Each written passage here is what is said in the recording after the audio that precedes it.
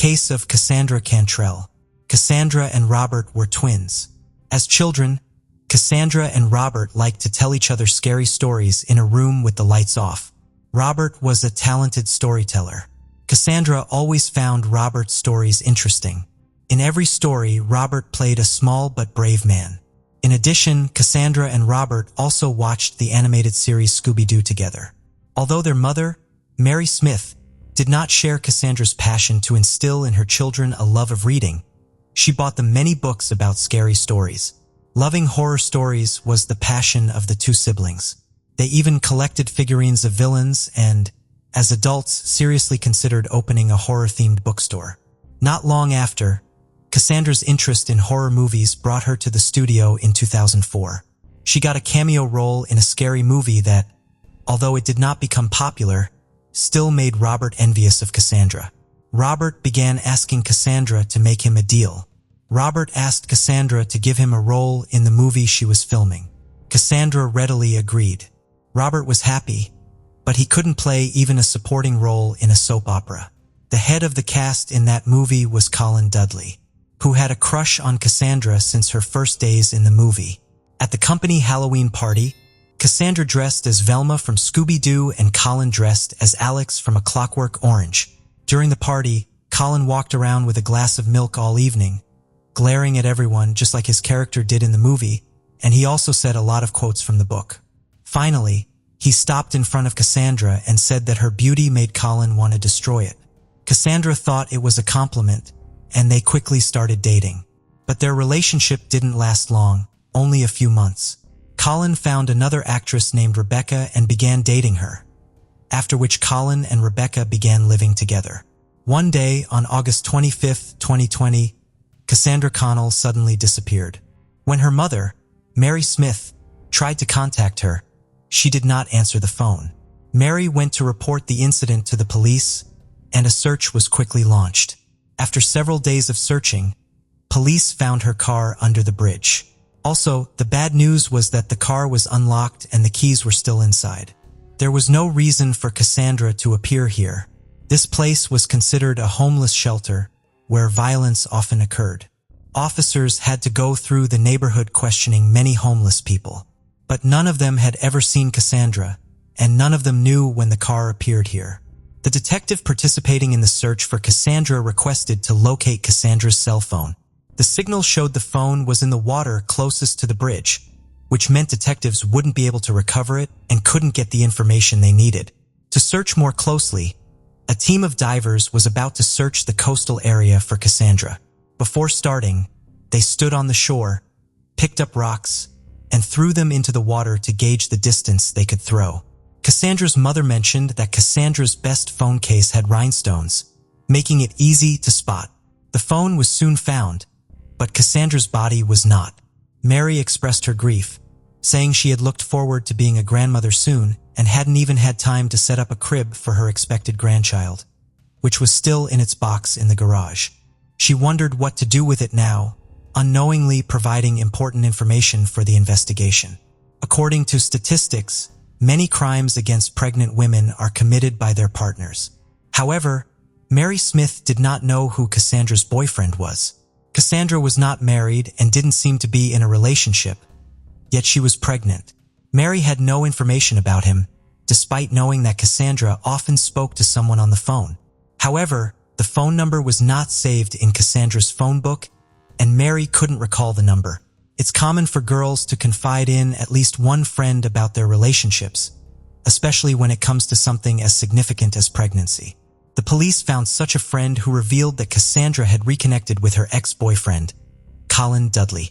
They had a brief relationship in 2004, but it was surprising that they rekindled their romance 15 years after breaking up. When Cassandra discovered she had been pregnant, she had hesitated to inform Colin. She had recalled an earlier conversation where he had expressed his disdain for having children, even expressing relief that his wife Rebecca had been infertile. Fearing a child would disrupt her relationship with Colin, Cassandra had kept her secret hidden. However, as her pregnancy had progressed, it had become more and more difficult to hide underneath the oversized clothes. To avoid arousing suspicion, Cassandra had stopped seeing Colin, even though she had known she couldn't keep the truth hidden forever. Cassandra decided it had been best to be honest with Colin. So she had told him over the phone that she had been pregnant with his child. Colin had been silent for a moment before replying that he had been happy about the news. Although his tone had seemed a bit off, Cassandra had believed he had truly felt happy. A detective visited Colin's house and knocked on the door. However, the person who had opened the door had been Rebecca, a detective who introduced herself as Colin's old friend and had asked to meet Colin. Without hesitation, Colin had stepped out from behind Rebecca, closed the door behind him, and walked out of the house with the detective. It had seemed like Colin had been expecting this conversation, even though the detective had yet to formally introduce himself. Colin told the detective that he appreciated the detectives for not revealing any information in front of Rebecca. Colin mentioned that he had heard about Cassandra's disappearance and found it strange, and said that he didn't know where she had gone. He explained that Cassandra had told him about a big argument with her brother, Robert. Colin had advised Cassandra to reconcile with Robert, but was unsure whether she would take his advice. The detective already knew about the fight between Cassandra and Robert, as Colin had explained to the detective that it had been just a small family misunderstanding, even though Robert had been extremely upset about it. On the day she disappeared, Cassandra had called Colin and said she wanted to talk, but he had refused because of his ego. Now, Colin blamed himself for her disappearance, believing that if he had met her that day, she might not have disappeared. Colin admitted to the detective that he had not been the nicest person, that he had been secretly dating Cassandra behind Rebecca's back for a long time, and expressed his belief that he would probably be punished for it in the other world. Colin also shared that when his father had passed away in 2014, he had a deep hatred for Rebecca. Rebecca often clashed with her father Colin, accusing him of not understanding her. However, sometimes it turned out that it was actually Rebecca who didn't understand her father. After Colin's father had passed away, Colin had wanted to fulfill one of his wishes. His father had been right about some things, and Colin decided to rekindle his relationship with Cassandra. This meant Colin had to end things with Rebecca. Therefore, for 5 years, Colin had lived a double life, which was extremely difficult. Colin constantly made excuses to come home late, telling Rebecca about fake business trips. Colin even bought a fishing rod even though he didn't like fishing. Colin would tell Rebecca that he was going to the lake when in reality he was visiting Cassandra. To make his lie more believable, he bought fish from the supermarket and Rebecca would cook it despite the fact that the smell of fish made him sick. Things took a surprising turn when Colin discovered that Cassandra was pregnant. Colin did not know who the father was, but Cassandra had confided in a close friend that it was Colin. Colin found this hard to believe. She wanted to have a family of her own with Colin, but this was something Colin could not provide for her. Colin assumed she had found someone else, and he assumed that was why Cassandra didn't want to see him anymore. The detective asked Colin when was the last time he had seen her. Colin honestly replied that he didn't remember, but it was probably about 3 or 4 months ago. Colin said that he had run into Cassandra at the mall, but only briefly because Rebecca was trying on clothes, and he had gotten tired of waiting, so he walked to the coffee shop. Colin asked the police officer one last time if they had any chance of finding Cassandra alive. The detective replied that they were doing everything they could and asked Colin to believe him. This was not the last time Colin saw the detective. Although Cassandra's phone was unusable, police had obtained her call records.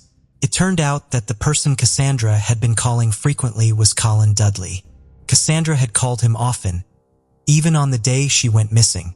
Police also received CCTV footage from the railway station near where Cassandra's abandoned car was found.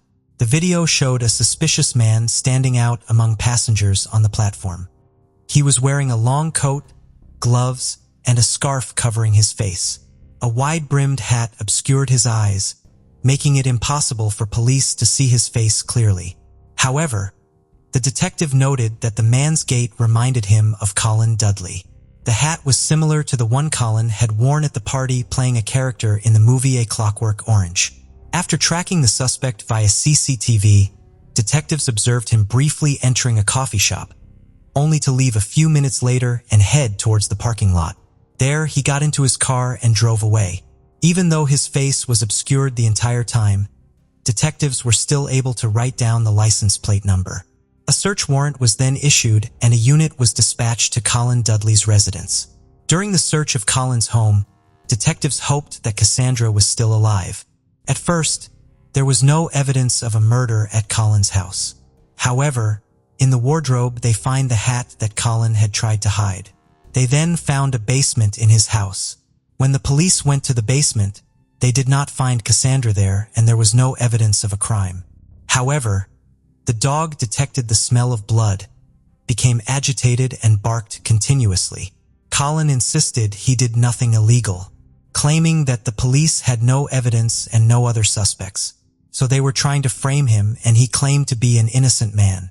In search of more information, detectives interviewed Rebecca, who was shocked by the surprise search, the allegations against her husband, and the fact that she had been deceived for years.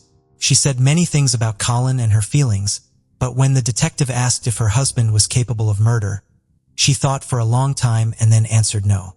The evidence against Colin was not enough to send him to prison, which angered Robert and Mary Smith. Later, Colin was called in again for questioning. This time, Colin claimed that he had an alibi to counter the charges against him. He said that at 6:30 a.m. on August 25th, he went to a hardware store and bought household cleaning chemicals and trash bags. The store's cameras confirmed this, but the purchase of large trash bags raised suspicions. In addition, Colin received a text message from Cassandra saying that Cassandra was coming to his house.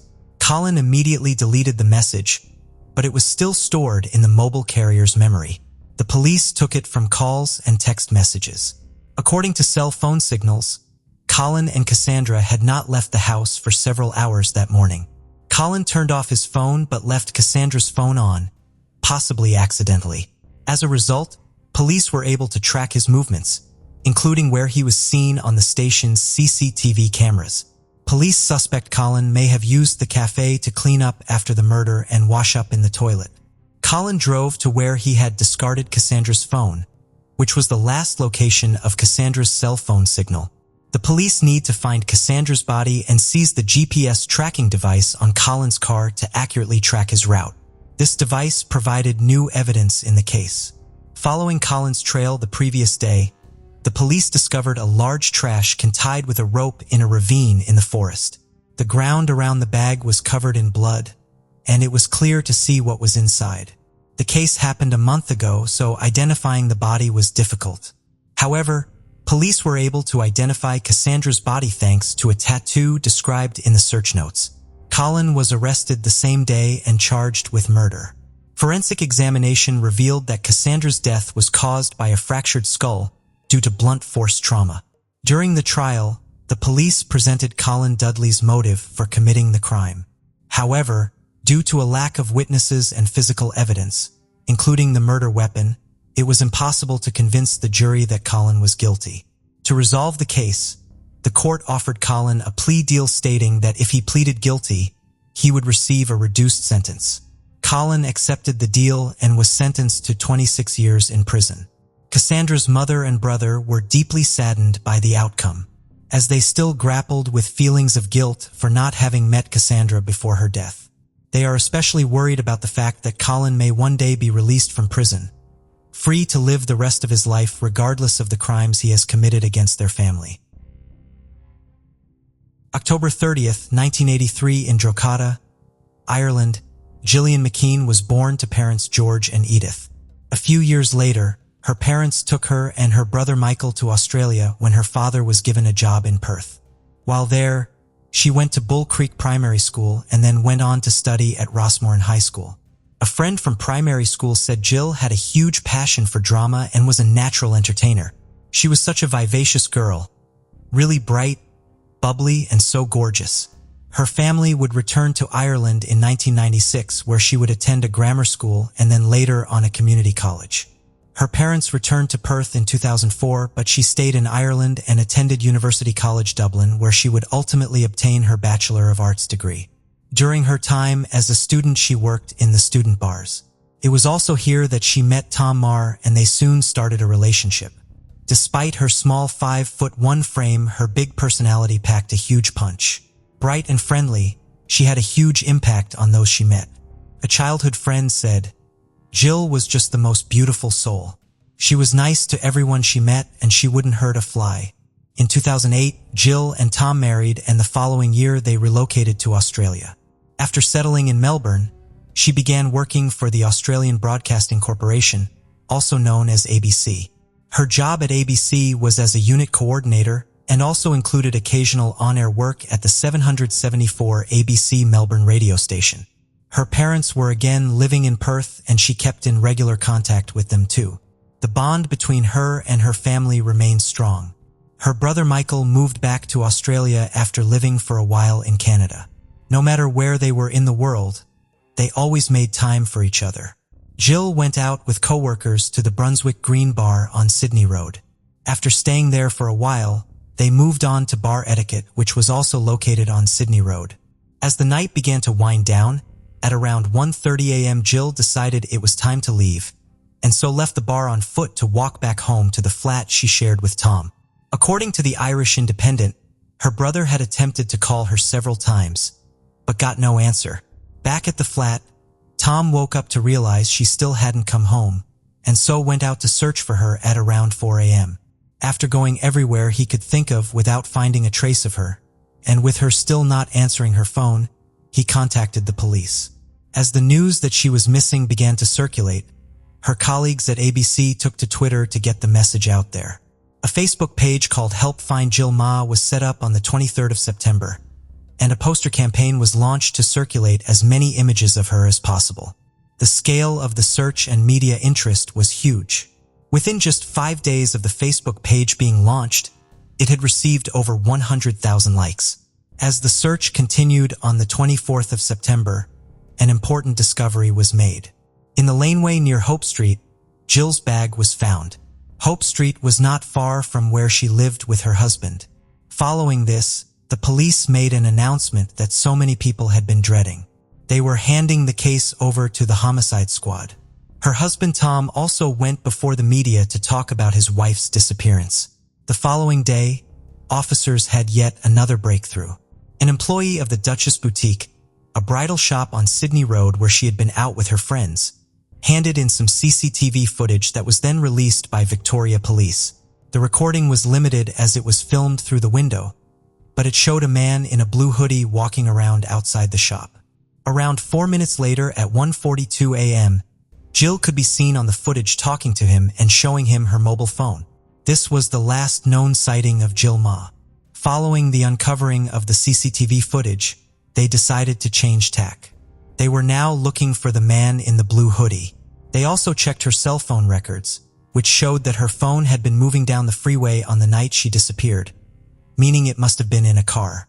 After checking the license plates of the cars caught on camera, the police came to a horrifying realization. Her phone was moving at the same time as a car that was registered to a well-known and dangerous sex offender. Adrian Ernest Bailey, aged 41, was arrested at his home in Coburg and was then taken into custody. He underwent hours of interviews and interrogation before he eventually confessed everything. Officers were stunned as he admitted to them he had strangled Jill with his bare hands in a lane just off Hope Street.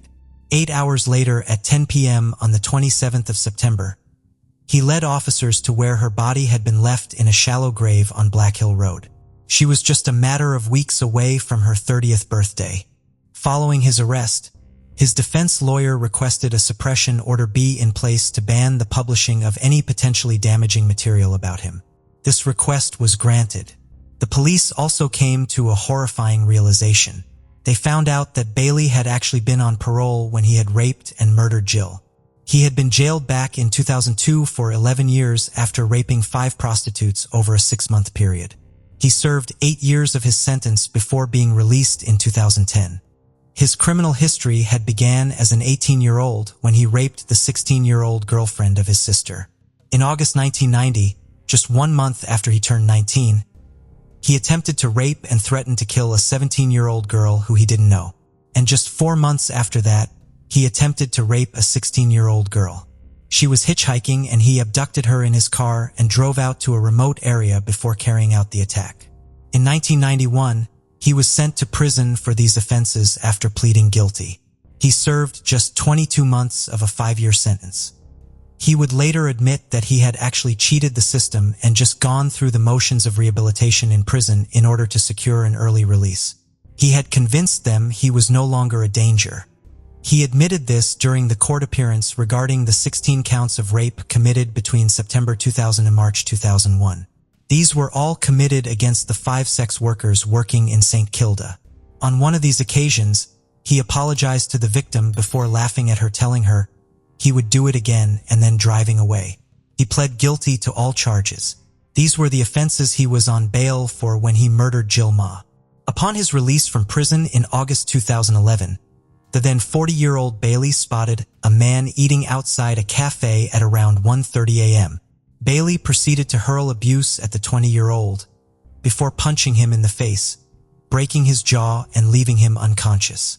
When being interviewed by officers following his arrest for the rape and murder of Jill, he said, "And I say that in hope someone hears that and they don't ever let me out again. How many chances does a person need?"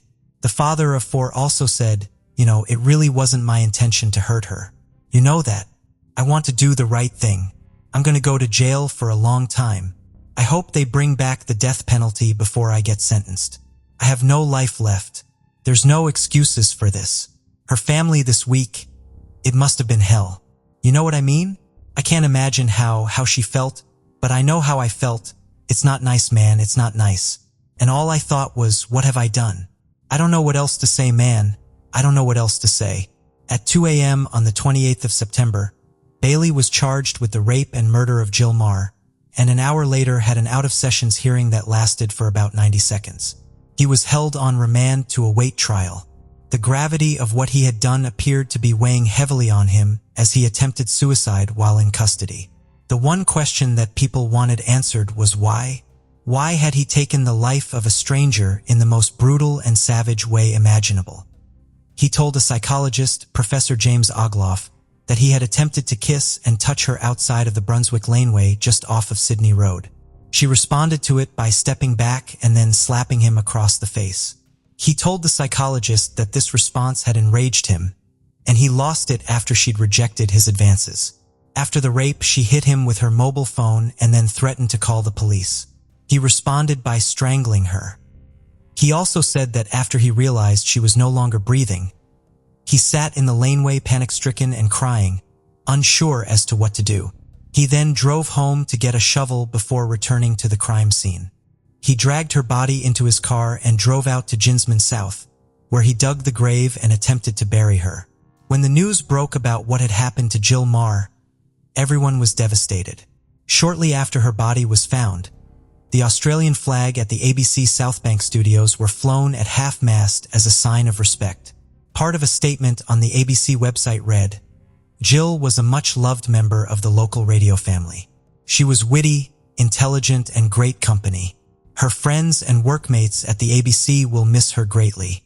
Jill was an innocent victim, a young, vibrant woman with her whole life in front of her." Radio host John Fain also paid an emotional tribute to her live on air. As news began to spread on social media of her body being found, in just one day more than 600 messages of condolence had appeared on the Help Us Find Jill Maher Facebook page. Also that day, around 12 million Twitter timelines had referred to her. It wasn't just her immediate circle that were affected by the tragedy. The media reported that even inmates at the Melbourne Romance Centre were deeply affected. So much so that 40 of them attended a requiem mass in the prison chapel, led by the chaplain Father Joe Caddy, to pay their respects to Jill and honor her life. The shock and disbelief was palpable. Thousands of bouquets were being laid out in tribute to her. As she was a Roman Catholic, many were left outside a church near to where she had disappeared. A candlelight vigil was also held at the church to honor her memory. A major problem immediately after Bailey's arrest came when some began searching for him in the white pages. People found an A. Bailey, which listed his address and telephone number, and before long the number was being inundated with abusive phone calls. The problem was, this wasn't Adrian Bailey. It was a man called Andrew Bailey. After the case of mistaken identity came to light, the phone calls and harassment stopped when people realized they had got the wrong person. In her hometown of Drogheda, Ireland, A memorial service was held on the 28th of September at St. Oliver's Community College, with thousands in attendance. On the 30th of September, just 2 days after Jill's body was found, a Melbourne photographer, Philip Werner, organized a public march.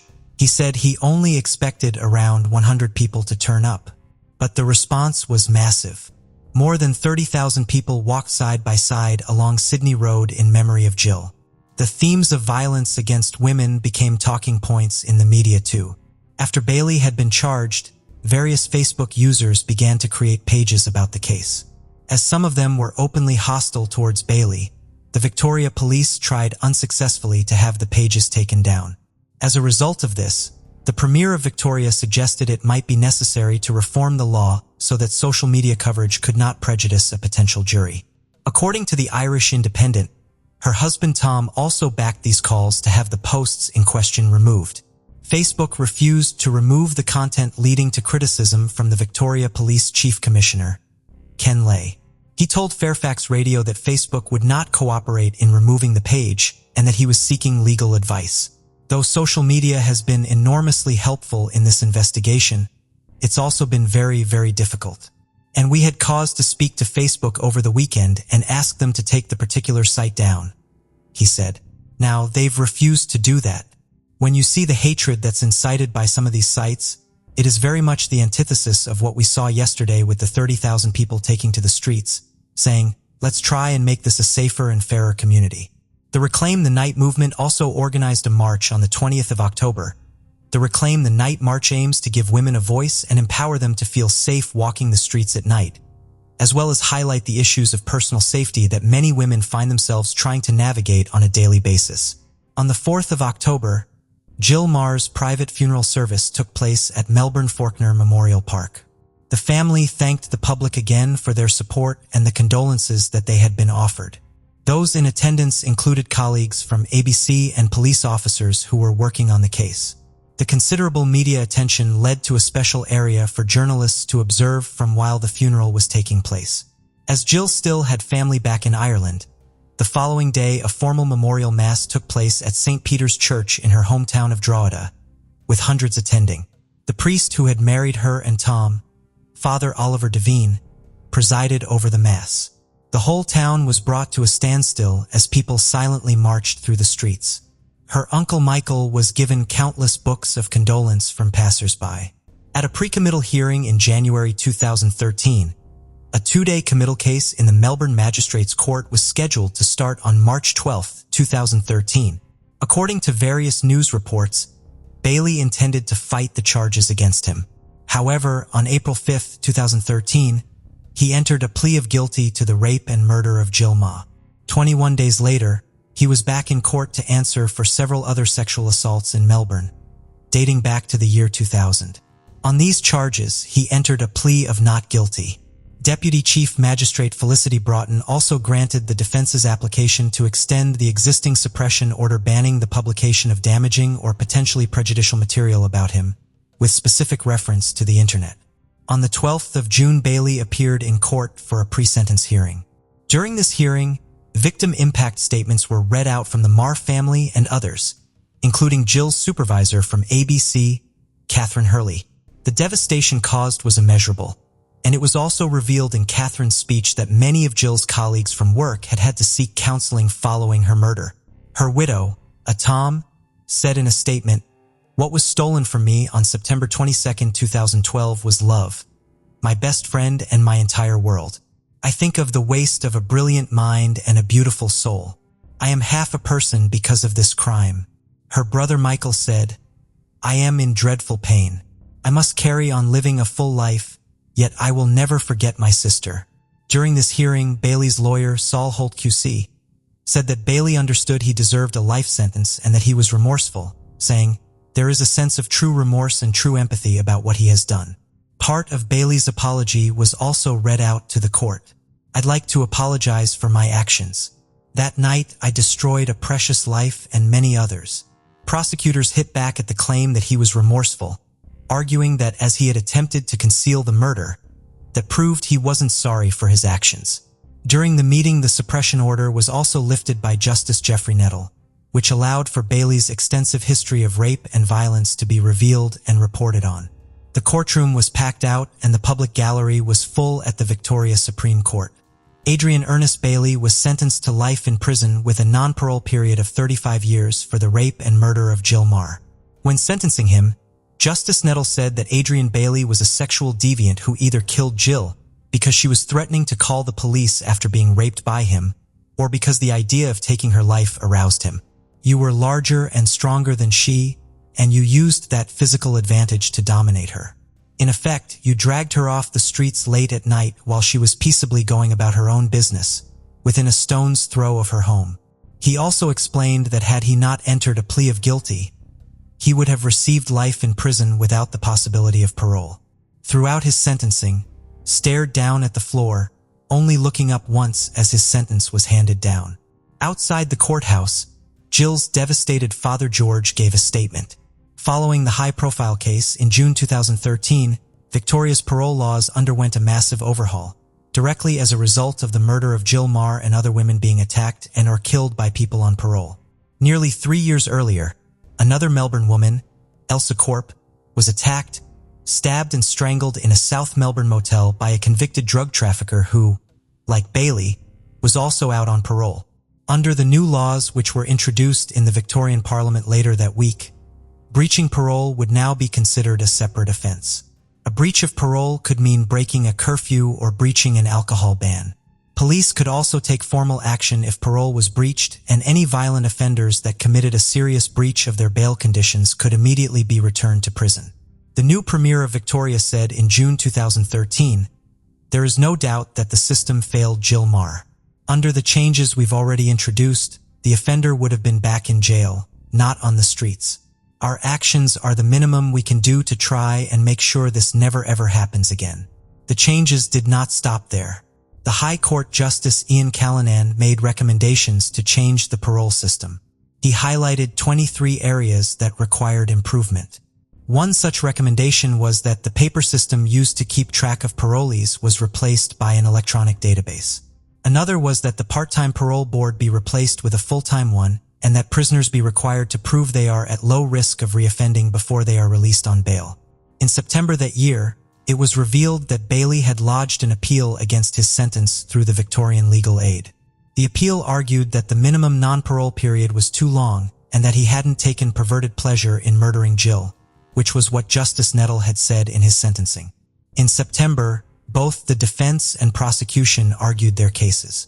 On the 26th of September, after less than 10 minutes of deliberations, his appeal was dismissed. More controversy arose in November that year when a senior police sergeant with Victoria Police gave a talk about homicide at a fundraiser for the Prostate Cancer Foundation of Australia. During the talk, he showed a photo of Jill's body that had been taken at the crime scene. The detective apologized following an outcry and stated that the photograph had only been briefly displayed and that he had the backing of Jill's family to use it. It also emerged he had done this several times before. The police later apologized, calling the matter an unfortunate error. There was further controversy when a Catholic priest gave a talk at a primary school in Melbourne. He told the children that had Jill been more faith-filled, she would have been at home in bed and not walking down the street at night. He also said that she had been walking at 3 a.m., which was not correct. The Vicar General of the Catholic Archdiocese of Melbourne, Greg Bennett, told the 3AW radio station that the Catholic Church apologized for the comments made by the priest, saying, "The Churchill Diocese certainly does not condone the comments made. The reference to Jill Maher in particular was offensive and inappropriate, and the people of Victoria and Ireland mourn her sad and tragic death." He also spoke to the priest in question, who acknowledged the offensiveness of his remarks and also apologized. The suppression order that was in place during his trial had also had far-reaching consequences. Australian TV and radio presenter Darren Hinch was ordered to pay a fine of $100,000 after he had attempted to reveal Bailey's long rap sheet of sexual offenses and rapes. This was in breach of the suppression order. He failed to pay the fine, and therefore, on January 17, 2014, the 69-year-old began serving a 50-day prison sentence. Almost 2 years after he had began his sentence for the rape and murder of Jill Maher, Bailey was found guilty of 3 more rapes committed before he had killed her. These 3 trials were all held separately between 2014 and 2015. His victims were 2 sex workers and a Dutch backpacker. In the case of the backpacker, he had pretended to be a good Samaritan, telling her she was being followed by a car in the Bayside suburb of St. Kilda as she walked home from the pub. Believing he was genuine, she accepted his offer of a lift and got into his car.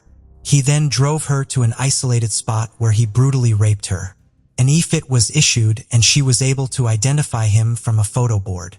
The survivors of all 3 rapes had come forward due to the high level of publicity following Jill's abduction and killing. By that point, he had now been convicted of sexual offenses against 12 different people. The systems of the Victoria Police were once again in the firing line. It emerged that Bailey's DNA had been obtained in 2001 after he had sexually assaulted another woman, but this DNA was not being held on the Victoria Police's DNA database. In April that year, the Victorian coroner announced plans to hold an inquest into Jill's death were no longer going to go ahead. Her family welcomed this news, saying all they wanted was closure. The non-profit organization Legacy Australia that helps provide support to servicemen and women and their families who were hurt or killed in action set up an online condolences book. By July 2015, more than 3,000 people had signed it, many saying they had never even met Jill but felt compelled to offer their thoughts and prayers. Bailey was sentenced to a further 18 years in custody, meaning his non-parole period was extended from 35 years to 43. The following month, on the 25th of June, he lodged an appeal against 2 out of the 3 convictions and the extended non-parole period. In the summer of 2016, Bailey lodged yet another appeal against one of his rape convictions and was given a 3-year reduction to his sentence. During the court proceedings, Bailey's lawyer explained that following psychological testing, he was not deemed to suffer from psychopathy, but rather he had been diagnosed with borderline personality disorder. His borderline personality disorder manifested itself in extreme and severe mood swings as well as poorly controlled anger. He also said that as a child he had suffered sexual abuse at the hands of an older female relative as well as physical abuse at the hands of his father. Despite his efforts to reduce his sentence, he will be in his 80s before he can even be considered for parole, and even if that happens, a parole board must be satisfied that he is no longer a danger to the public.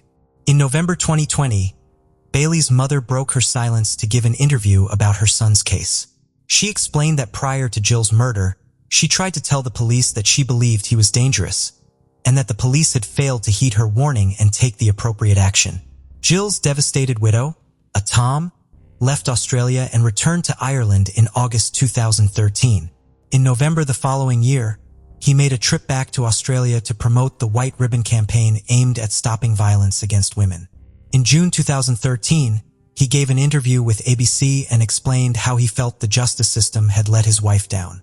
He also wrote an essay for the White Ribbon website called The Danger of the Monster Myth, tackling the stereotypes that many have about sex offenders.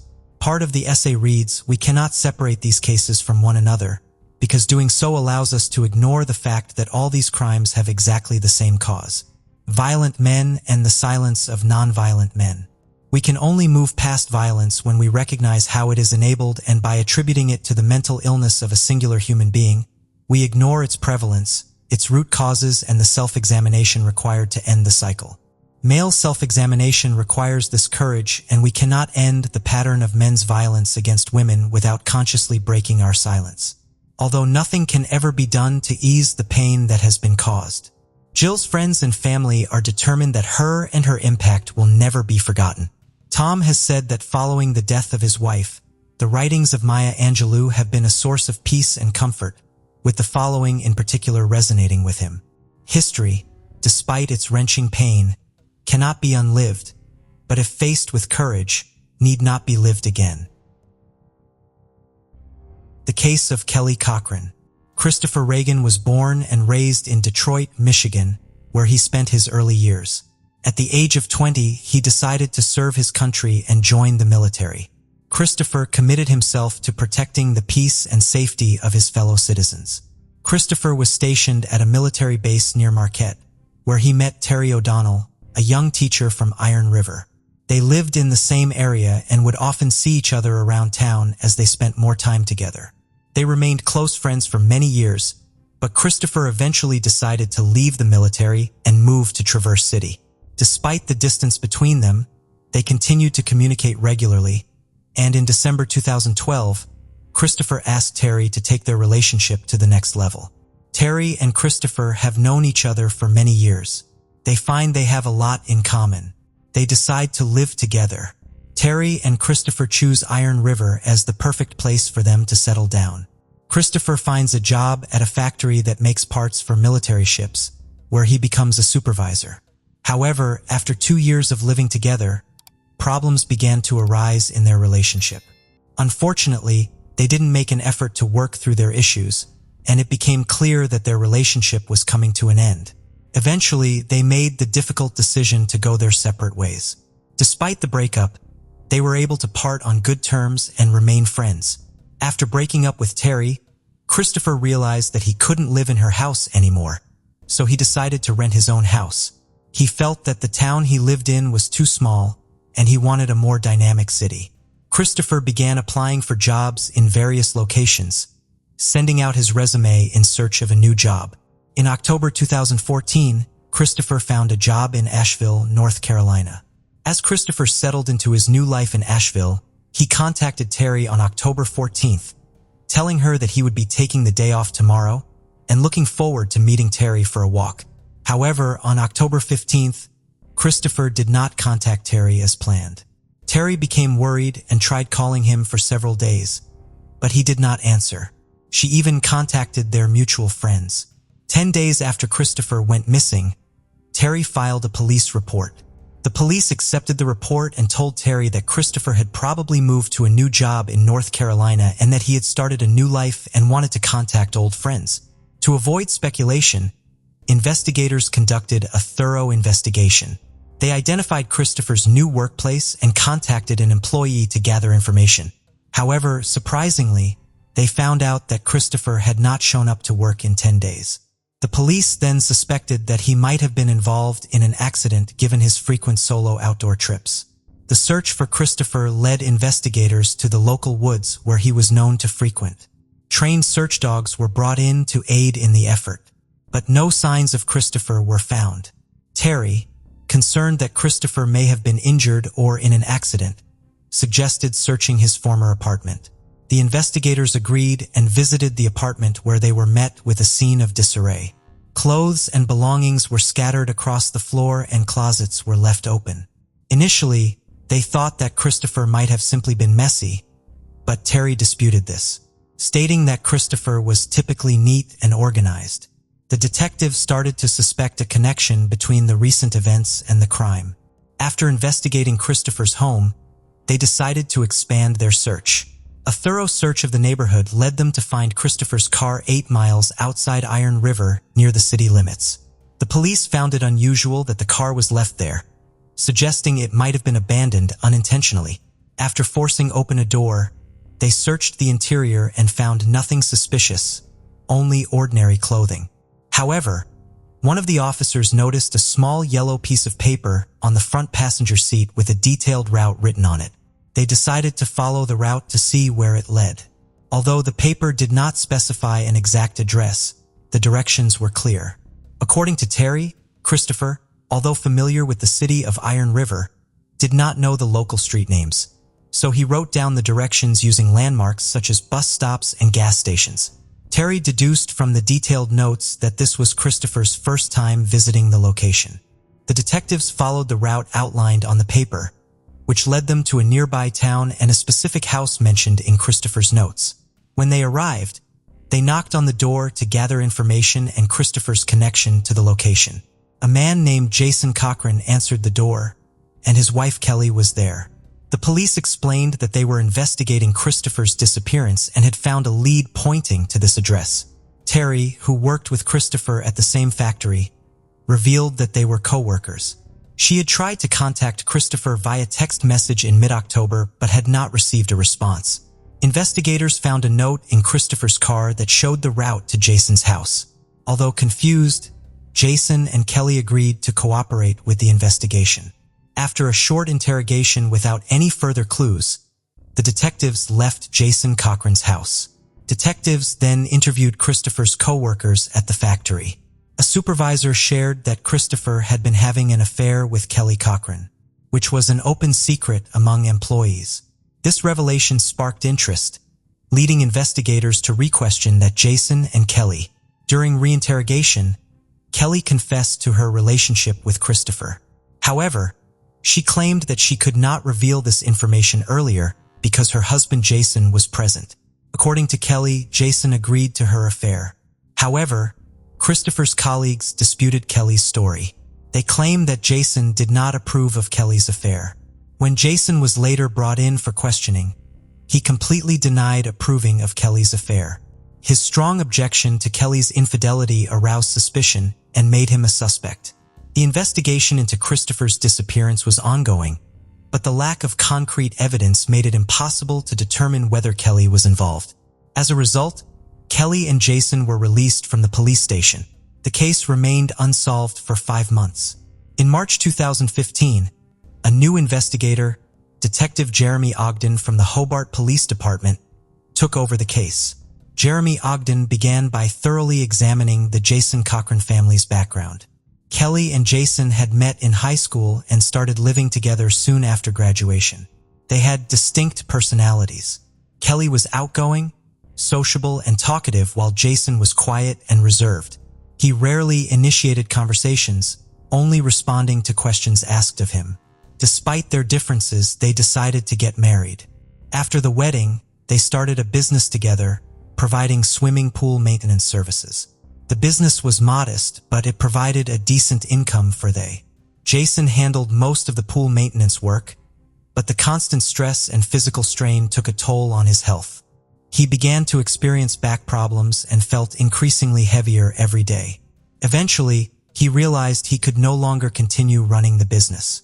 Kelly then took over the responsibilities of running the business, hoping that Jason would soon recover and return to his duties.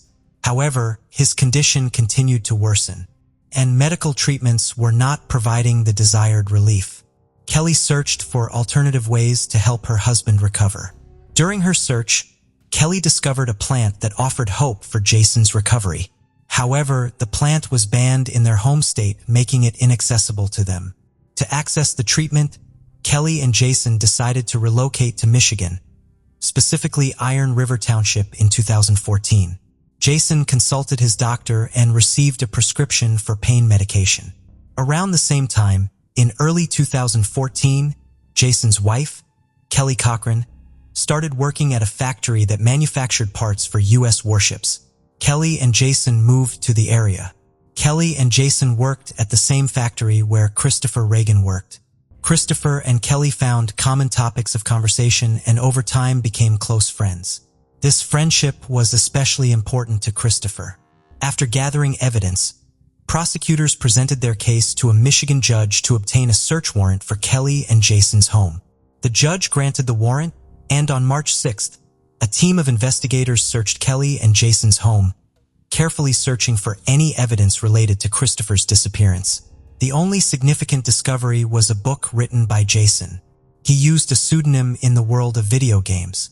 The title of the work was ordinary, but its content was horrifying. In this dark and violent book, Jason described the murder of the person who had harmed him. After reading the book, the detectives noticed a character who bore an uncanny resemblance to Christopher. This raised suspicions about Jason, leading them to wonder if he had been inspired by the real-life crimes he had committed. 3 weeks later, a second search of Jason's home was conducted. The police hoped to find crucial evidence that had been missed in the first search. However, when they arrived at the Jason's home, they found it empty with no cars in sight. Repeated attempts to knock on the door went unanswered. It was later discovered that Kelly and Jason had fled the state shortly after the initial search, moving to Indiana. Their sudden departure left investigators concerned. Michigan police, needing a DNA sample, asked Indiana police for help. Indiana police went to Jason's new home, where they had just moved. The investigation into Christopher Reagan's disappearance ran out of clues. Time passed, and on February 22, 2016, Hobart, Indiana, police received a frantic call from Kelly Cochran. who tried to explain that her husband, Jason, was not breathing. When paramedics arrived, Kelly was in a panic. It was clear that Jason was beyond saving. He was sitting in a chair, his face burning like fire, as if he had overheated. The doctors officially confirmed Jason's death. His body was then sent for a thorough forensic examination. Meanwhile, Kelly was handed over to a police patrol and taken to relatives who lived nearby. To piece together what happened, investigators thoroughly searched the Jason's new home. During the search, a police officer found a syringe at the foot of Jason in his wife's bed. Initially, investigators believed Jason's death was due to substance abuse. The medical examiner's report showed that Jason had multiple drugs in his system. Jason's death was due to strangulation, confirmed by bruises on his neck and face. The focus of the investigation then shifted to Kelly Cochran, who appeared to be connected to both crimes. She was now considered the prime suspect in not only Christopher's disappearance, but also her husband's murder. On February 23, 2016, Kelly Cochran was summoned to the police station to answer questions about her husband's death. Under direct questioning and pressure from investigators, Kelly denied any involvement in her husband's death and Christopher's disappearance. She claimed that Jason's death was due to a drug overdose. Months later, investigators still lacked concrete evidence to convict Kelly. During the investigation, Detective Jeremy Ogden met Walter Hammerman, a close friend of Jason's. Kelly informed Walter of Jason's death, who then contacted the police. Walter shared his insights with investigators, saying he did not believe Jason's death was caused by drugs. He claimed that Jason had used herbs to relieve his chronic back pain. In March of the previous year, Jason confided in Walter about his concerns. Jason and Kelly were asked to go to Indiana because the Iron River police suspected them of being involved in Christopher's disappearance. This had a significant impact on Jason, leading to depression. Walter observed the notable change in Jason's behavior, with Kelly increasingly taking control over his life. Jason appeared to be constantly anxious, and he began to avoid social gatherings as soon as Kelly returned from work. As the investigation progressed, this information became a vital link. After the medical examiner determined that Jason had died from strangulation, Detective Ogden devised a plan to pressure Kelly into revealing the truth about Jason's death. Walter, Jason's friend, was used as bait to lure Kelly into a trap. On March 12, 2016, Walter, under police surveillance and equipped with a listening device, called Kelly. He told her that Jason had given him a letter containing important information before his death, with the condition that it be sent to the police if anything happened to him. However, Kelly surprisingly asked Walter to drop the idea, which caught both Walter and the police off guard. Despite this development, the detective still lacked direct evidence to build a case. In the weeks following her initial questioning, Kelly was subjected to multiple interrogations by investigators trying to uncover the truth. Despite their efforts, she continued to deny any wrongdoing. However, on April 26, 2016, it became apparent that Kelly Cochran had evaded the scrutiny of investigators and was on the loose. Detectives joined forces with police officers from Iron River and Hobart to launch a federal manhunt for Kelly Cochran. Walter Hammerman, who had cooperated with the police, was shocked and frightened by the news. He feared that Kelly might never be caught and could potentially harm him again. As the search for Kelly intensified, her phone went off, leading investigators to believe she was deliberately concealing her location. Kelly evaded police and fled to Wingo, Kentucky, over 6 hours away from Hobart. A detective and notified the local authorities to exercise extreme caution if they found Kelly. Police in Wingo identified Kelly at her cousin's house on April 28th. Understanding that she posed a potential danger and was prone to attempting to escape, officers rapidly proceeded to the residence, avoiding advance warnings that afternoon and detaining Kelly on site. During the interview, Kelly revealed new details. That Kelly was deeply in love with Jason and wanted to leave the city life behind to start over with him. On October 13, 2015, Jason discovered Kelly's infidelity. Jason made a dark pact. The adulterer was obliged to kill his lover if the affair was exposed. Kelly claimed she had never taken this pact seriously, thinking it was just a joke. However, Jason was resolute and warned Kelly that if she didn't fulfill her end of the bargain, he would take matters into his own hands. Despite her reservations, Kelly reluctantly helped Jason commit a heinous crime. The next evening, October 14, 2015, Christopher arrived at Kelly's house, eager to spend a romantic evening with Christopher while her husband was away. Kelly had planned a fun evening, complete with dinner and intimacy. Kelly and Christopher had dinner together and then went upstairs to the house. Then Jason suddenly appeared. Jason rushed into the bedroom holding a rifle. Christopher immediately realized that he was in danger. Without hesitation, Jason shot Christopher in the head, killing him. Jason and Kelly then dragged the body down to the basement, where they began to dismember it with a hacksaw. Jason and Kelly cut Christopher's limbs and head off his body and placed the remains in several garbage bags. They then dumped the bags in the woods near Crystal Falls. To avoid suspicion, they drove Christopher's car away from the house. Kelly and Jason thoroughly cleaned the house to remove any evidence of the crime. Kelly was consumed by a deep-seated anger towards her husband, whom she blamed for ruining her chance at happiness with he she truly loved, Christopher. She couldn't forgive her husband for depriving her of the opportunity to be with him, and the pain and loss she felt lingered every day. Kelly's resentment towards her husband eventually turned to hatred, and she knew she could no longer live peacefully with him. An opportunity for revenge presented itself on February 22, 2016, when her husband complained of back pain. Kelly convinced him to let her give her an injection, but she deliberately gave him a dose that killed him. However, the medication didn't work as planned, and her husband was still breathing. Kelly then suffocated him by covering his mouth and nose with her hands. To ensure he was dead, she also squeezed his neck, which explained the bruises found on his body. After confessing to the crime, Kelly cooperated with the police to help them locate Christopher's remains. On May 18, 2016, Detective Jeremy Ogden led a team to a remote area near Crystal Falls to search for Christopher's body. A canine unit picked up the scent and led the team to a small hill where they found a human skull with bullet holes indicating a homicide. The team believed they had discovered Christopher's remains. Further examination of the scene yielded additional evidence, including a .22 caliber bullet, a broken firearm. Dental records later confirmed the victim's identity. This breakthrough finally solved the case that had haunted investigators for 2 years. Kelly Cochran was formally charged with the murders of Christopher and Jason Cochran in April 2016. On February 13, 2017, Kelly was brought to court in Michigan to face charges.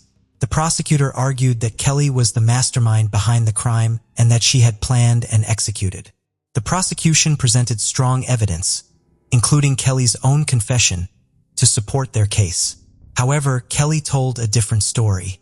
She claimed that her husband, Jason, was the one who had planned and committed the crime. According to Kelly, Jason was jealous and had been abusing her. On the day of the crime, Jason allegedly hid in the basement and surprised Kelly and Christopher, then shot Christopher in a fit of rage. Kelly also claimed that Jason had forced her to help him dismember the body by threatening to harm her. Despite Kelly's new version of events, the jury found her guilty of premeditated murder after deliberating for 3 hours. She was sentenced to life in prison without the possibility of parole. After being sentenced, Kelly Cochran was sent directly to Crown Point Correctional Facility in Ionia, Michigan, where she is currently serving her sentence.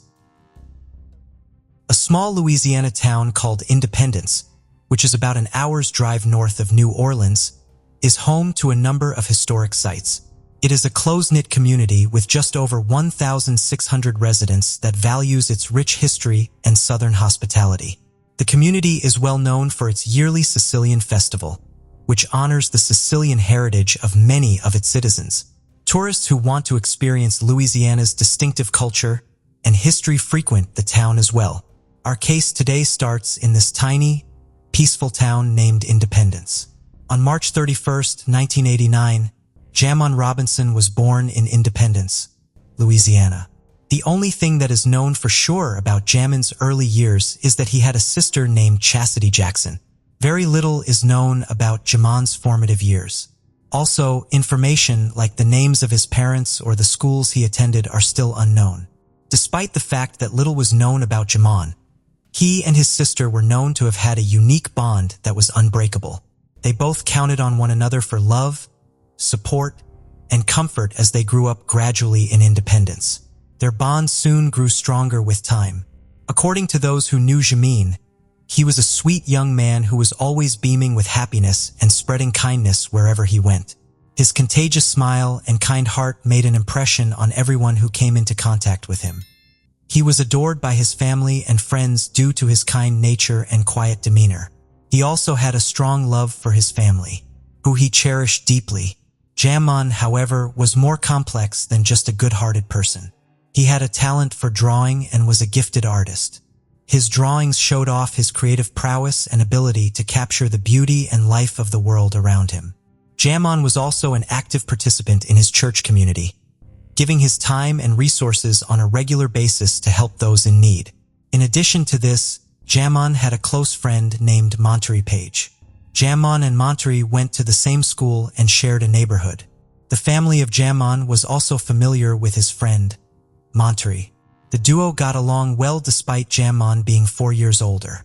Jamon's days were without a doubt full of joy, love, and limitless possibilities.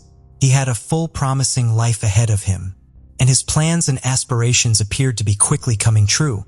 But just when they didn't expect it, things started to go south.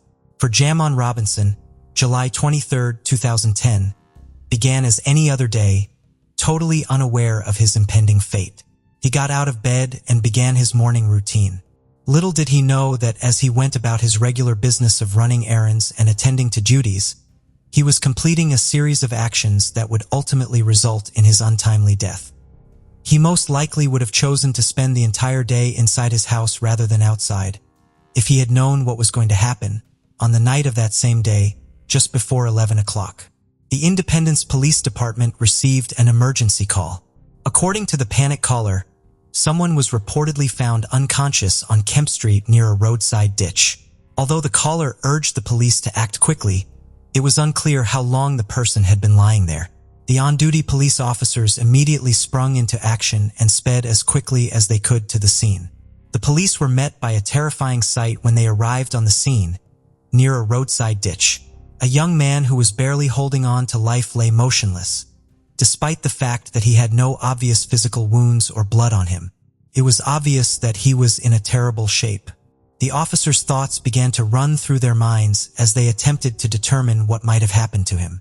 As there were no other indications of criminal activity in the area, they started to believe that the young man had been the victim of a hit-and-run driver. At that point, the police knew they had to act quickly to save his life because they didn't have much time. In the hopes that he would arrive at the hospital in time, they carefully loaded the young man into an awaiting ambulance with the aid of paramedics. They hurried to the Lawley Kemp Regional Medical Center while the sirens wailed. As soon as the young man got to the hospital, the medical staff stabilized him and evaluated his condition.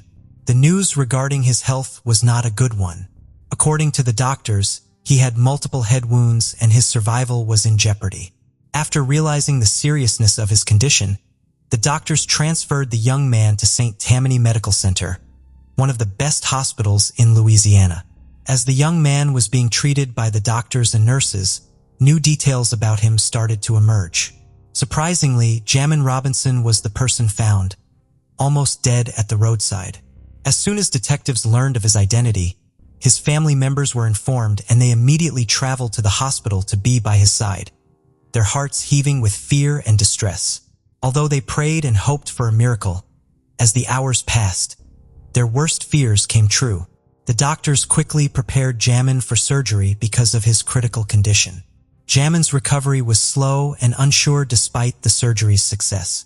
In order to provide him with the best care possible, the medical staff chose to transfer him to the New Orleans University Hospital.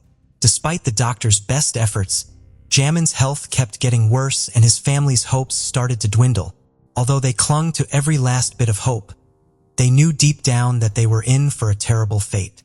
Jamon lost the battle on July 25, 2010, just 2 days after he was found along the road. His family was inconsolable. They found it hard to comprehend how tragically and abruptly he had been taken from them.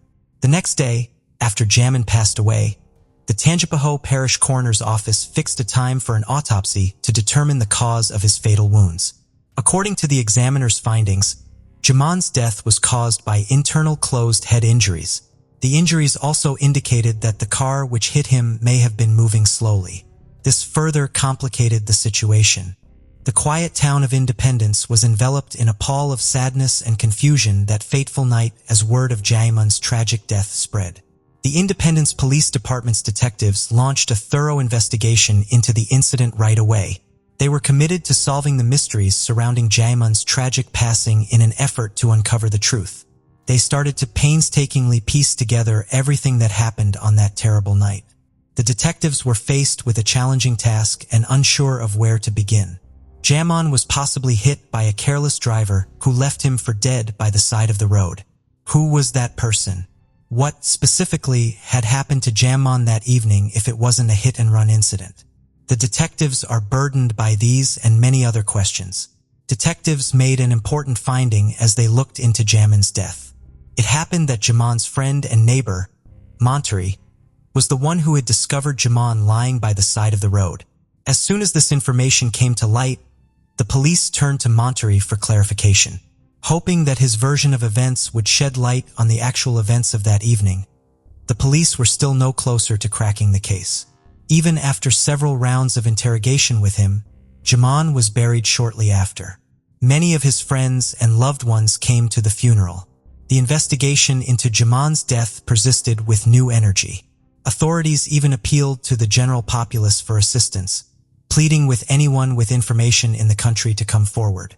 Each anniversary of his passing brought fresh sorrow, and the need for justice continued to be strong. Unfortunately, there were no real leads from the investigation. The case eventually went cold for some years. The investigation resumed sometime in 2017. But with regard to Jamon Robinson's case, the Independence Police Department once more came to a standstill. They were aware that they needed assistance in making progress in the case, because they had few resources and no leads. Out of desperation, they soon turned to the Tangipahoa Parish Sheriff's Office for help. The Sheriff's Office then intervened, bringing their knowledge to bear in an effort to solve the puzzle surrounding Jamon's tragic death. Detective Mike Sticker assumed control of the investigation around this time and started diligently assisting Independence Police Chief Frank Edwards. The two men and a number of other detectives pored over the case's information for hours on end, searching for any fresh leads that might lead to Jamon's justice. They once again turned to the public for assistance because they thought that the community held the key to solving the case. Particularly, Detective Frank was still holding out hope that someone would come forward as a result of hearing about the case being covered by the media. The breakthrough in Jamon's case came 6 long years later, in January 2023. When a mysterious witness came forward and revealed himself while maintaining anonymity, the witness felt compelled to confess after carrying a great deal of guilt for a long time. His account completely changed the course of the investigation and was nothing short of dumbfounding. The witness claimed that Jamon's death had actually been brought on by someone who knew him, rather than the hit-and-run driver that had been initially suspected.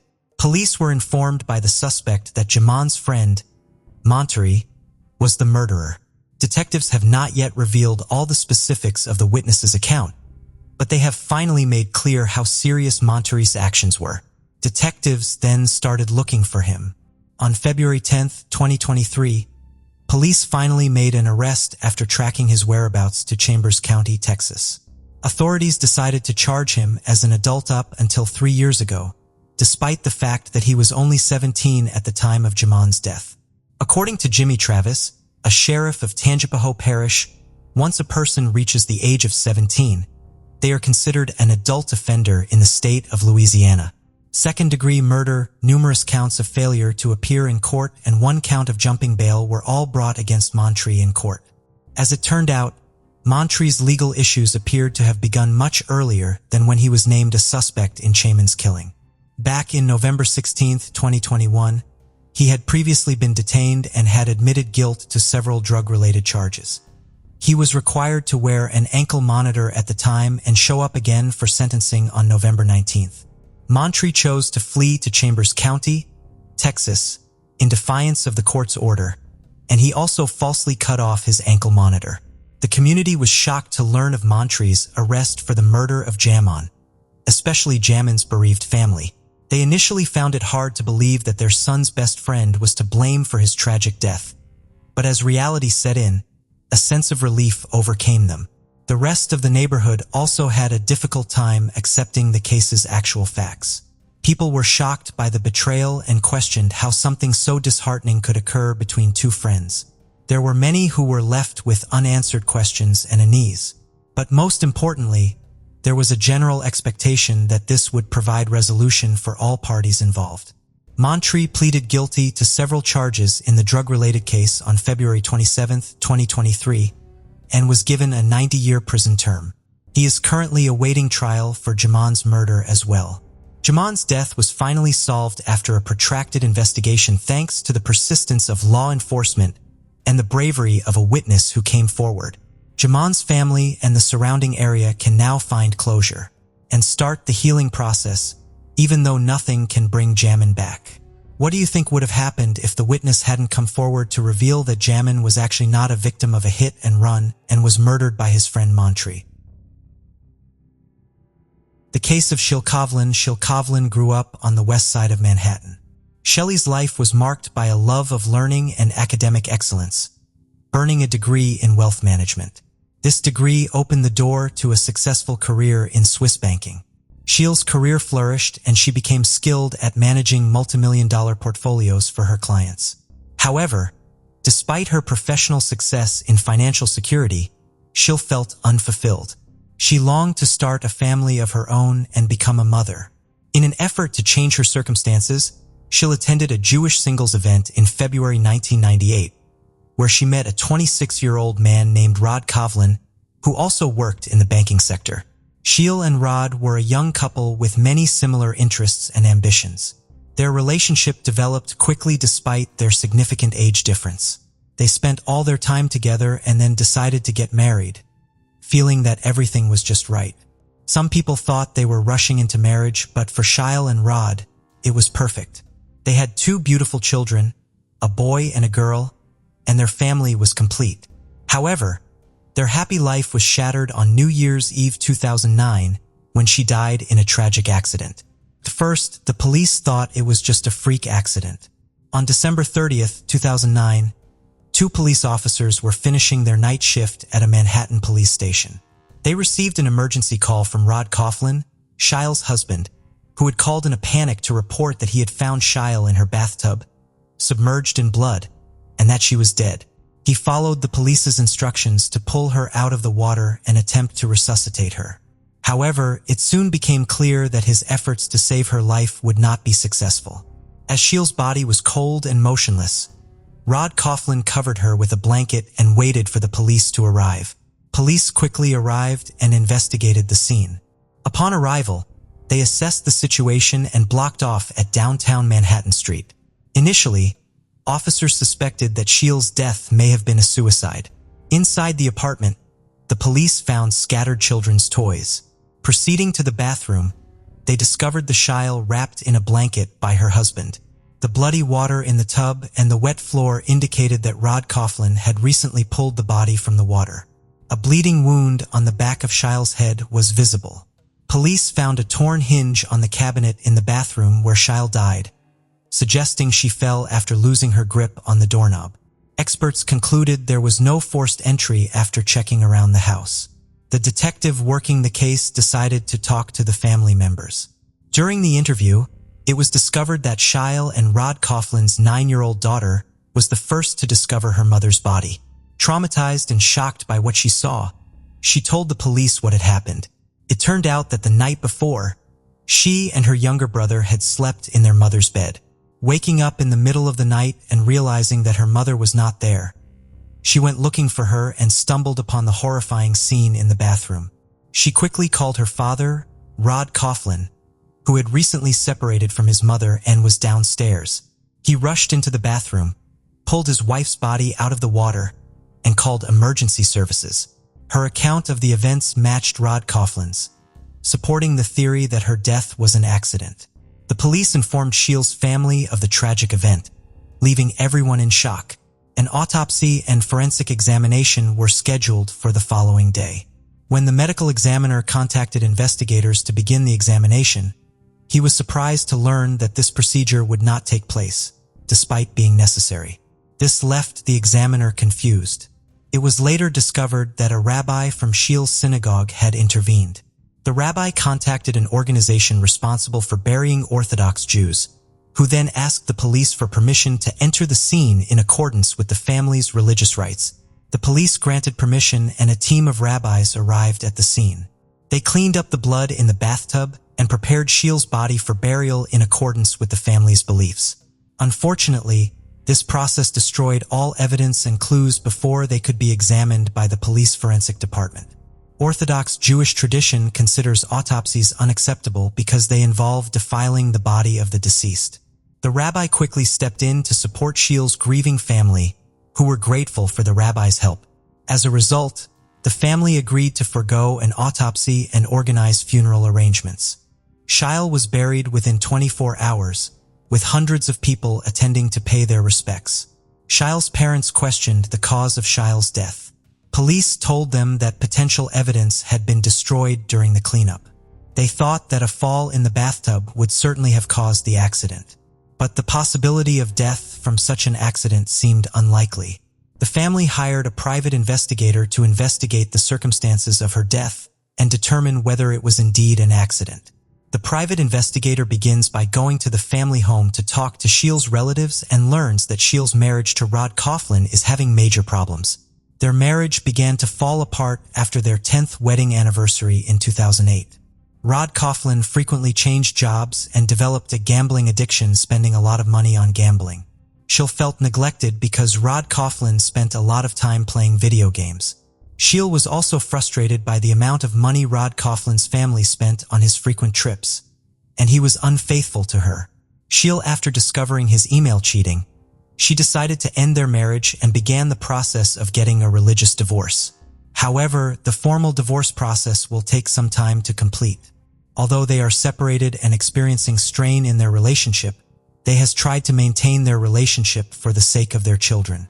Despite this effort, conflicts and disagreements between Sheil and Rod Coughlin continue to arise. Sheil had recently confided in her loved ones about her grievances with Rod Coughlin, characterizing him as aggressive and hot-tempered. She felt uneasy and monitored. The private detective suspected that Rod Coughlin might have been involved in his wife, Sheil's death due to the complexities in their marital life. To investigate further, the detective aimed to determine if a crime had occurred at the scene where Sheil's body was found.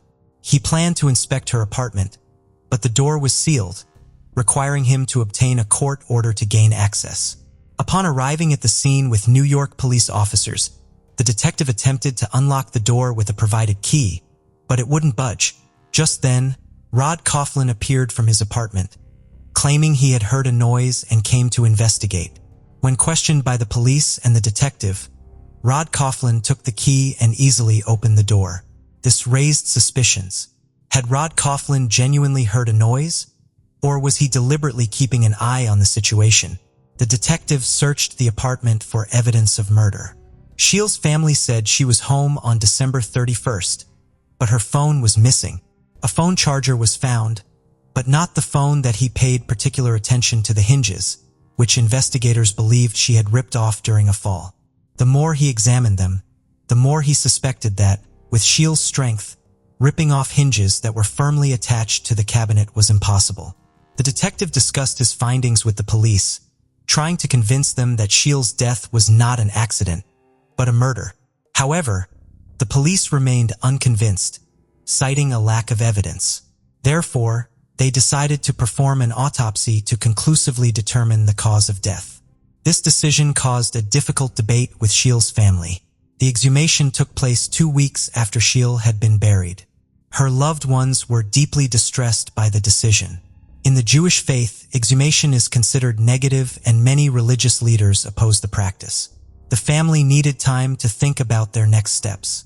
They felt the need to find out the truth about their daughter's death, so they agreed to exhume her body. However, The exhumation process was difficult, so the family had to apply for a special order from the prosecutor's office. Even with the family's consent, they still had to make sure that all the necessary paperwork was completed.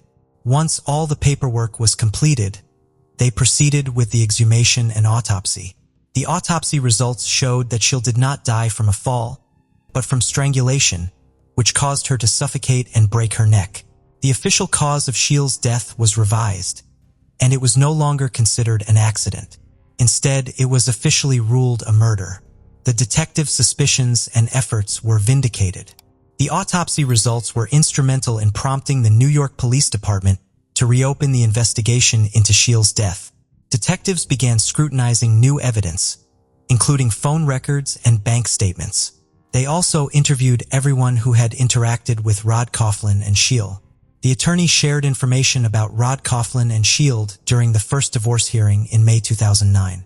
Rod Coughlin claimed that he could not afford the money because he was unemployed, but the judge said that he had to give up gambling and electronics. In court, Rod Coughlin's true nature was exposed, and he continued to criticize Jill, making false accusations about her lifestyle, finances, and behavior toward their son. He even called Jill's workplace to defame her. In the subsequent divorce hearing on July 7, 2009, the court banned Rod Coughlin from spending time alone with the children, a ban that remained in place even after Jill's death. The court also denied Rod Coughlin custody of the children and awarded custody to Rod Coughlin's parents through a social worker. This decision likely angered Rod Coughlin greatly. Police interviewed a former caregiver who had cared for Rod Coughlin's children before he fired her. It was discovered that on December 30th, Jill had received an expensive keratin hair treatment that cost hundreds of dollars. The care instructions emphasized avoiding humidity in high temperatures for several days, essentially prohibiting baths or showers. Jill's autopsy revealed no signs of bathing on the day of her death, leading investigators to speculate that she may not have taken a bath. Detectives reviewed surveillance footage from the building, which showed Rod Coughlin leaving his apartment at 4 a.m. on the day of the murder, dressed to go out. He returned a short time later. The building's security guard found this unusual, as Rod had never left the building that early. The security guard asked Rod Coughlin if he needed anything, but when he said no, Rod Coughlin returned with the chocolate bars and gave them to the security guard. Investigators believe that Rod Coughlin's actions were intentional to create an alibi, and as a result, he became the prime suspect. Jill and Rod Coughlin were still married, which meant that absent a will or divorce, Rod Coughlin would inherit her estate, which was worth over $5 million. Additionally, on December 31st, 2009, Jill scheduled a meeting with her attorney to update her will and remove Rod Coughlin from the list of beneficiaries, which posed a significant threat to Rod Coughlin's rights and provided a clear motive for the crime. All of Jill's assets were frozen in a safe deposit account. It is likely that Rod Coughlin knew about Jill's plans to remove his name from her will, as he may have been monitoring her activities. A review of the surveillance footage revealed that Jill had returned home at 8 p.m. the night before the crime, talking on her phone. However, the phone had gone missing after the crime. The investigators decided to conduct another search of the crime scene, and upon returning to the apartment, they quickly found Jill's mobile phone lying on her bedside table, still connected to the charger. When questioned by the police, Rod Coughlin hired a lawyer, who advised him to remain silent. As a result, investigators had to continue searching for new evidence implicating Rod Coughlin. When they examined Rod Coughlin's phone records, they discovered frequent calls to the number of Deborah Holmes, a married woman with 3 children. 5 months before Jill's murder, Rod Coughlin and Deborah met at a sickbow tournament and began a passionate affair. They often met at sickbow tournaments or played together online. Investigators saw an opportunity to gather information and decided to contact Deborah with a few questions. However, to their surprise, Deborah responded that her attorney had asked her not to cooperate.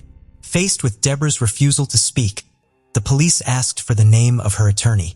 The response revealed that Deborah and Rod Coughlin were the same attorney. As a last resort, the police searched Jill's newly discovered phone for incriminating text messages or electronic communications between Rod and Deborah. All data had been completely erased by a professional. Even skilled programmers were unable to recover the deleted messages. Over time, it became clear that he had succeeded in evading justice.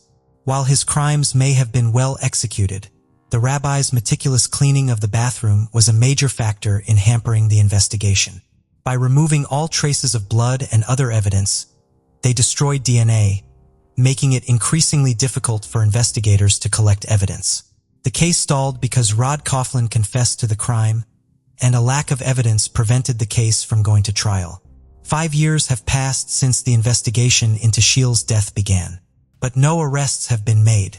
Police have searched for clues and evidence of Rod Coughlin's involvement in Sheil's death for years, but to no avail.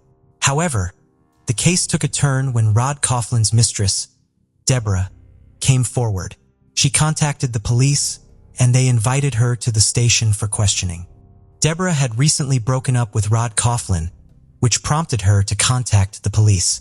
She shared information with the police that Rod Coughlin had conspired to gain custody of the children, but because he was a suspect in Sheil's death and did not have custody of the children, he could not access the money Sheil left behind.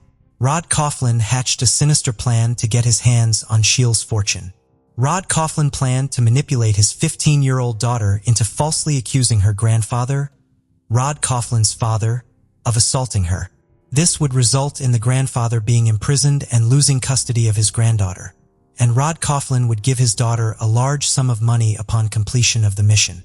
Meanwhile, Rod Coughlin had been secretly withdrawing funds from the only account he had access to, which was meant for his children's education.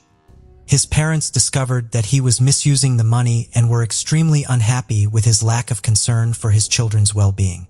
This led to a heated dispute between Rod Coughlin and his parents. Rod Coughlin's anger towards his parents escalated to the point where he considered harming them. In 2012, he confided in his lover, Deborah, about his plan to have his daughter poison his parents' tea with rat poison. He believed that since his daughter was a minor, she would receive a lighter sentence if caught. Following this, Rod Coughlin came up with several other schemes. He considered burning down his parents' house and trapping them inside by jamming the doors. Rod Coughlin also thought about arranging a fake marriage for his daughter to a Mexican man, which would have forced her to give up part of her inheritance to him. The police were shocked by the details of Rod Coughlin's plans. Deborah secretly collected evidence, storing a large amount of data on hard drives. Deborah realized she was dealing with a psychopath, and she waited until after she broke up with Rod Coughlin to share the evidence with the police. The recordings she collected of Rod Coughlin's conversations with various people. The police now had to listen carefully to these recordings to find conclusive evidence. Deborah's contribution to the investigation was crucial. As the investigators analyzed the recordings, they made a surprising discovery. In a conversation with a friend he met through backgammon, Rod Coughlin casually mentioned that he had keys to Sheil's apartment and could enter it at any time. Investigators found that Rod Coughlin was plotting against his own daughter, planning to pin the responsibility for the Sheil's demise on her. Thanks to all the information gathered, the police finally had compelling evidence to charge Rod Coughlin with the demise of his wife. On November 1, 2015, Rod Coughlin was arrested. Sheil's family awaited the trial of their daughter's perpetrator, but victory was not assured. Rod Coughlin, while incarcerated, shared intimate details of his wife's murder with a fellow inmate. He even reenacted the strangulation, which matched the autopsy results. During the 7-week trial, the jury heard testimony about the heinous crimes he planned to commit, including murdering his wife, targeting his parents, and framing his own children. The jury was horrified by his cold-blooded nature. In March 2019, the court convicted Rod Coughlin of murdering his wife, Sheil. Although there was no direct eyewitness, the overwhelming evidence led to a life imprisonment sentence, with the possibility of parole after 25 years. Rod Coughlin will no longer pose a threat to his family or the people of New York. Karen Moore, a 52-year-old Caucasian woman from Davie, Florida, left her home at 7 p.m. on June 26, 2001, the day before her birthday, and she would never come back. Christina, her 8-year-old daughter, would return from summer camp the following day in honor of her mother's birthday, but her mother would not be there to welcome her home. Where might Karen have gone to? Was there any criminal activity surrounding her disappearance? Will she ever return? Christina had been looking for answers to these questions for 22 long years until now. Davie, a cozy suburban community in Florida's Broward County, offers the warmth of a close-knit neighborhood and the vitality of Western-themed attractions. Both tourists and locals find the city's year-round sunshine, mild weather, and the close proximity to beaches to be attractive features. Due to Davie's position as the center of several university campuses, it is well known for housing college students. Davie offers an abundance of recreational opportunities, high-quality education, and friendly neighborhood living. It is in this beautiful city that our case starts today. On June 27, 1948, Thomas Stewart Moore and Olga Charlotte Moore welcomed a daughter into the world. Karen Elizabeth Moore was the name they gave her. She had a sister named Pam as well. Growing up, Karen loved playing the piano, sailing, hiking, and cooking. Since she was a young girl, Karen has had a strong interest in travel. Nobody would have imagined that one day she would leave and never return. She earned her associate's in art degree in 1968 and her bachelor's in science with a nursing major in 1979. 53 years old Karen Elizabeth Moore and her husband were divorcing in 2001. She had a restraining order against him. Christina was their 8-year-old daughter, and Karen was granted full custody of her. Prior to her disappearance, Karen worked as a nurse at the Boca Raton retirement community, Edge Point Estates. And despite working full-time, she never wavered in her commitment to giving Christina a good upbringing. She made certain Christina had the most enjoyable years of her life. Christina recalls Karen as a loving mother as well, even though she worked as a nurse. Karen made out time to spend with Christina by taking her to the zoo and engaging in other activities. She simply wanted to give her daughter a happy and healthy childhood. However, the happy picture of this family would soon change into a sad one that was full of unanswered questions. On June 27, 2001, Karen was to turn 53 years old. To celebrate with her mother, Christina returned from her Girl Scout camp, but Karen wasn't home to welcome her. When Karen failed to pick her up, Christina knew that something was wrong. Karen was a nurse, so it was conceivable that she was preoccupied at the office. However, Karen was always available for her daughter and would have sent someone else to pick up Christina if she had to go to work. It was a very strange situation. The story that followed grew eerier by the hour as the day passed by. Around 6:30 p.m. on June 26, 2001, Karen paid her neighbor's son to mow her lawn, and that was the last time anyone had seen her. Around 7 o'clock in the evening, she left the house in her white 1999 Saturn. Nobody knew why she had stepped outside or where she might have gone. After waiting for hours and she still failed to show up at the house, Pam Kleiss, Karen's sister, called the police. Pam revealed that on the day Karen vanished, she had asked her ex-husband to pick up Christina from camp before she left for work. She then later had a quick conversation with her neighbor's son before leaving the house.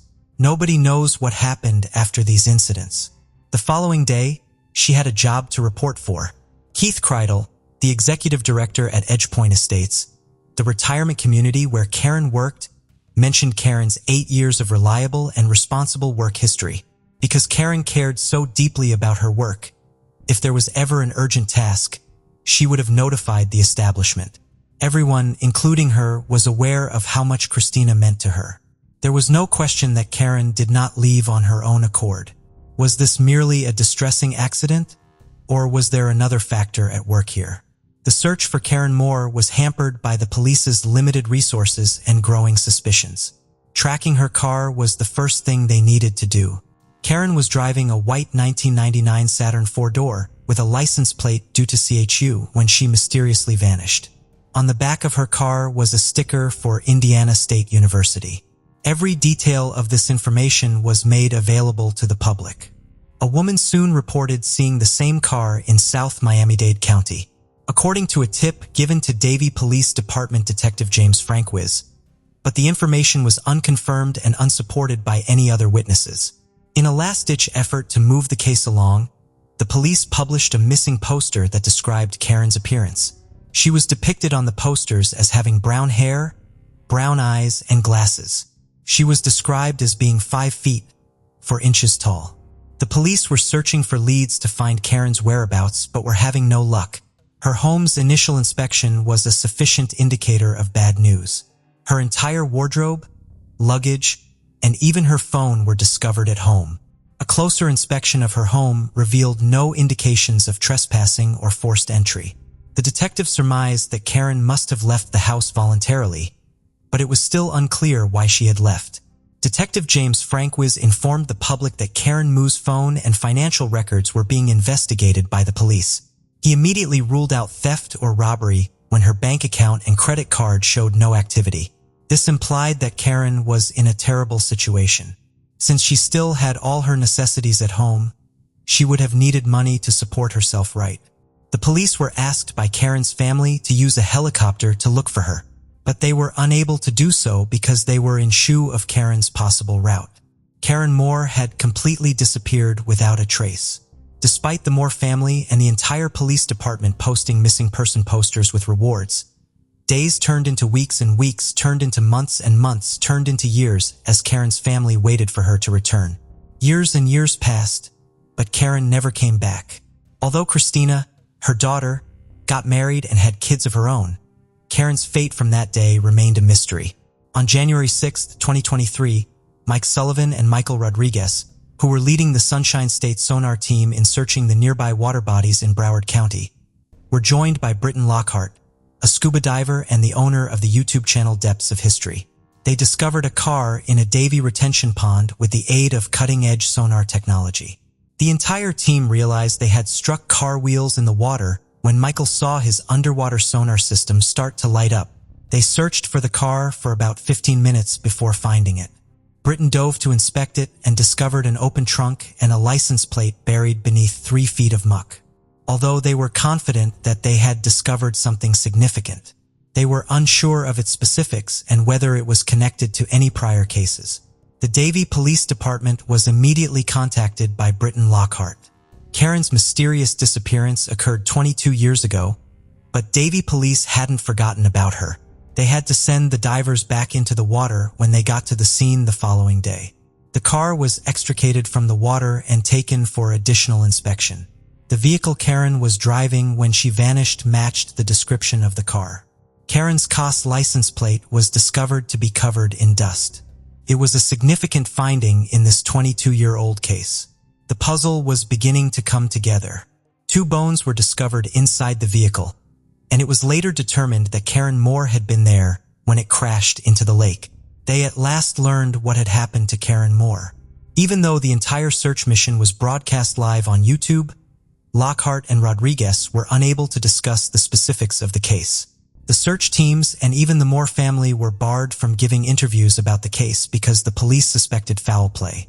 Even though the whats, hows, and whys of her mother's disappearance have been a mystery for 22 years, Christina has now received closure on the matter. Karen mysteriously vanished, leaving Christina in the custody of her family. There could never be a replacement for the warmth and closeness she experienced with her mother. In her early years, she experienced frequent ups and downs. She even spent some time in foster care. She would miss her mother during these times and pray that she would be found or come back to her. Every life moment that every little girl hopes and dreams, to have their mother with them. My own birthdays, when I got engaged and married, now I have 2 kids. They didn't get to know their grandmother, Christina heartbreakingly said in an interview. Without a doubt, Christina and her mother had a close relationship. She posted on TikTok in 2021, even after all these years, lamenting how she wished she had had a little more time with her mother. Christina finally learned the fate about her mother after 22 long years. Although Christina was unable to find all the answers to the questions that had troubled her for years, she was nonetheless grateful to the police and search teams for allowing her to bring Karen back home and allow her to be laid to rest in peace. The investigation into Karen Moore's disappearance is still active and ongoing. Davie police informed Fox News Digital via email that they had met with the detectives but were unable to comment further due to concerns that doing so might compromise the investigation's chances of success. The next round of pressing inquiries surfaced following the discovery of Karen's remains in the pond. What caused Karen to fall into the pond? What was the purpose of this crime? Assuming the police's suspicions are accurate, who was to blame for Christina and the Moore family's 22 years of suffering? There is still hope for Karen now that she has come home after 22 years. A partial success was achieved thanks to the police department's commitment and technological advancements in Sonos systems. Even though the answers currently seem hazy, Karen's justice could be right around the corner. Do not be afraid to speak up if you know anything. Your knowledge could be crucial to solving a long-standing mystery. Was Karen's death a result of an accident or something more nefarious? Case of Austin Haru. Austin Malcolm Haru, known by the nickname Golden Boy, was born on December 21, 1996, in Palm Beach, Florida. He was the eldest of two children and was born into a wealthy and respected medical family. His father was a successful dentist with many private clinics, and his mother was a leading pharmaceutical expert. The Haru family lived in a spacious, luxurious house by the sea. When Austin was 1.5 years old, his younger sister Haley was born, and the two siblings quickly became close. Austin's parents ensured that he and his younger sister received a good education and encouraged personal growth and creative pursuits. Austin excelled at school and had many interests outside of studying. He was passionate about playing guitar, wrestling, football, and acting in an amateur theater group. He saw himself as a creative and ambitious person. Along with his parents and sister, Austin traveled extensively, discovering new places during their vacations. Austin described himself as a cheerful and optimistic person with a strong imagination who excelled in academics and sports through perseverance. However, Austin also admitted that he was very shy, which sometimes made it difficult for him to communicate with his peers. Austin's personal life was interrupted at the age of 13 when his parents decided to divorce. His father moved out of the family home and into a new home with his new partner, eventually marrying her. Meanwhile, Austin remained with his mother, who also found a new partner and married him within a year. Despite facing the emotional challenges of his parents' divorce, Austin continued to excel academically and athletically.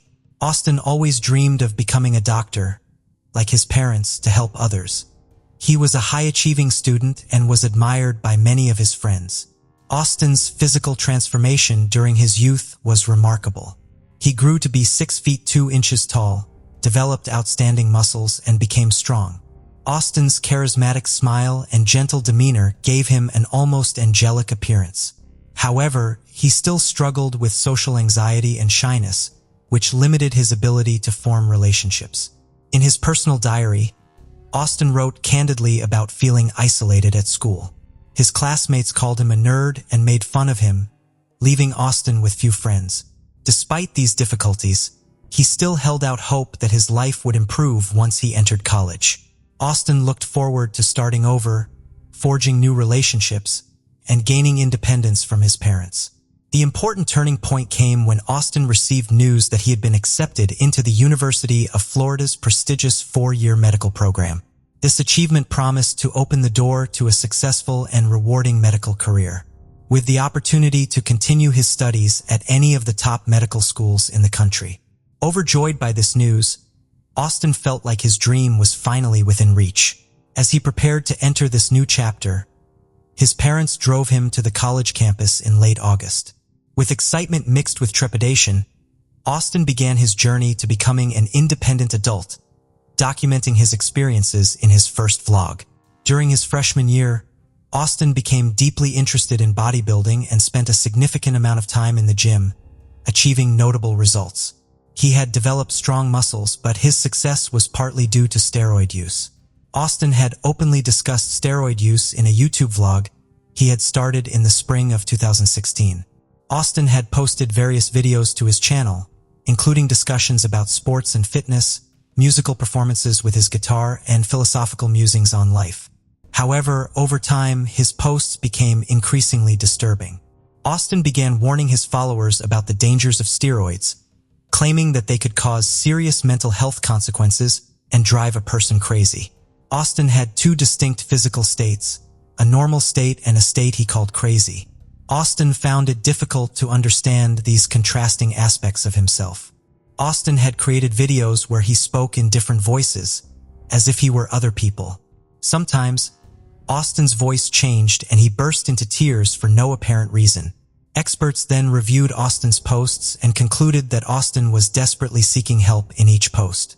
As Austin struggled to connect with others during his studies, his blog had become his primary means of expressing himself. Over time, videos recorded him gradually becoming insane. His behavior became increasingly erratic, provocative, and aggressive. Some subscribers suspected he was using banned substances while recording, and they asked him about it in the comments section. Austin denied this, saying it was unhealthy and that he would never use banned substances. However, his behavior showed otherwise. One subscriber even speculated that Austin might have dissociative identity disorder. The sudden changes in Austin were not only manifested in behavior, but also in appearance. When he returned home for summer vacation, his mother and sister were shocked by the changes they witnessed. During his year-long separation, Austin had experienced significant physical changes, including significant muscle gain, but these changes were more than superficial. Austin's behavior became increasingly strange. He would say nonsense and claim he didn't need sleep. At first, his family did not take this seriously, but as night fell, they realized he was serious. Austin declared that he would guard the house and protect his family from unknown threats, and he kept his promise, wandering the hallways until morning. Every hour, he loudly checked on his mother and sister, reassuring them that they could sleep peacefully because he was guarding them. The next morning, his mother made him talk seriously and asked him if he had used drugs. Austin admitted that he had tried many different stimulants over the past year and described their effects on him. He even used a powerful synthetic drug that caused hallucinations, rage, and could be fatal if overdosed. However, he promised his mother that he had stopped using and was no longer in danger. Despite her concerns, Austin's mother did not seek help from professionals. As a pharmacist, she thought she could help her son herself. She gave him sedatives and sleeping pills to help him relax and sleep after a long, restless night. However, Austin only slept for a few hours before resuming his vigil, informing his family every hour that everything was quiet and under control.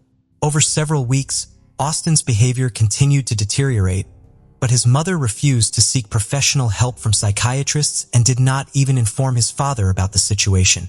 On the morning of August 13th, Austin unexpectedly visited an old classmate who lived nearby.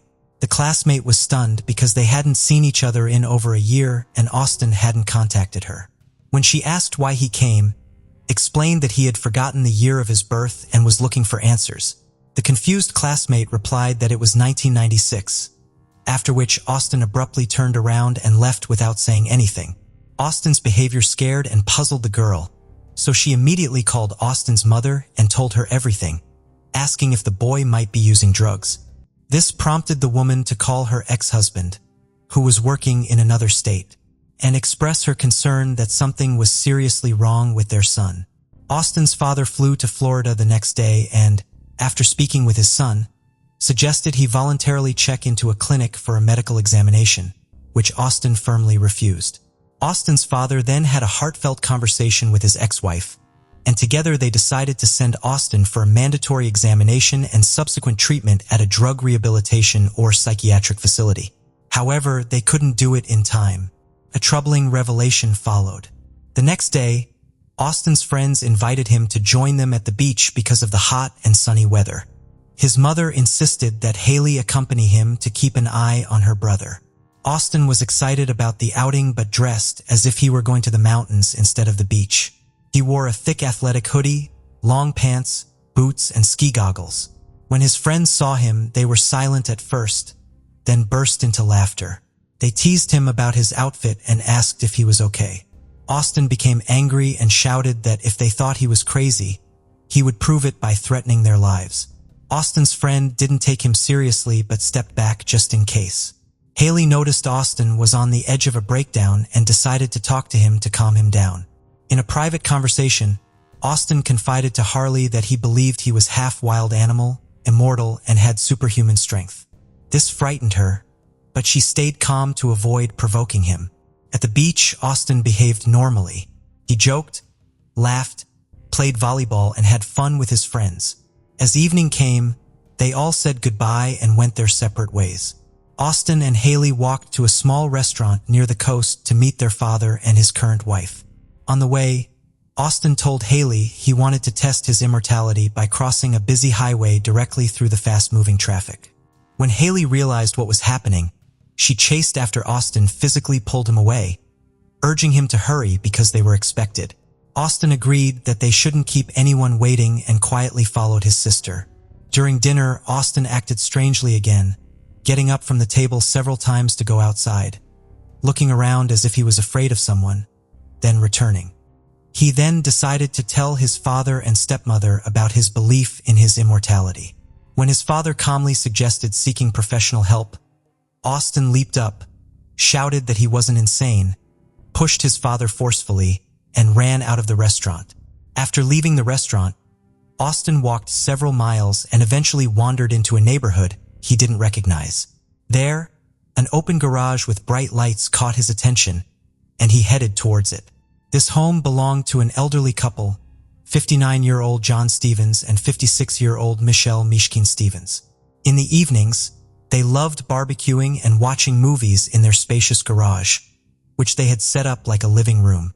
Married for over 25 years, they had 3 adult children who lived independently, allowing them to enjoy retirement and each other's company.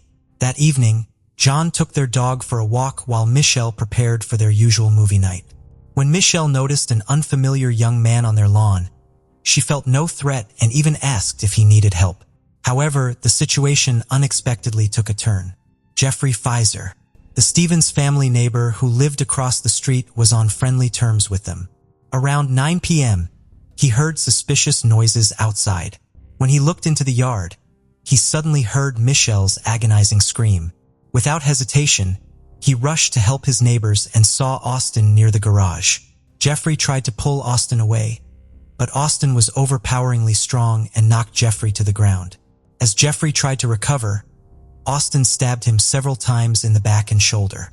Realizing he was overpowered and needed help, Jeffrey ran into the Stevens family house to draw Austin's attention away from himself.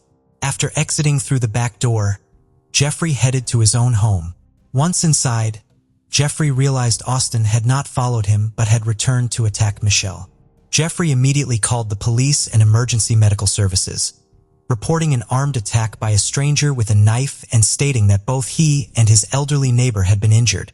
After contacting emergency services, Jeffrey fell silent, listening closely. He eventually realized no one was outside his door.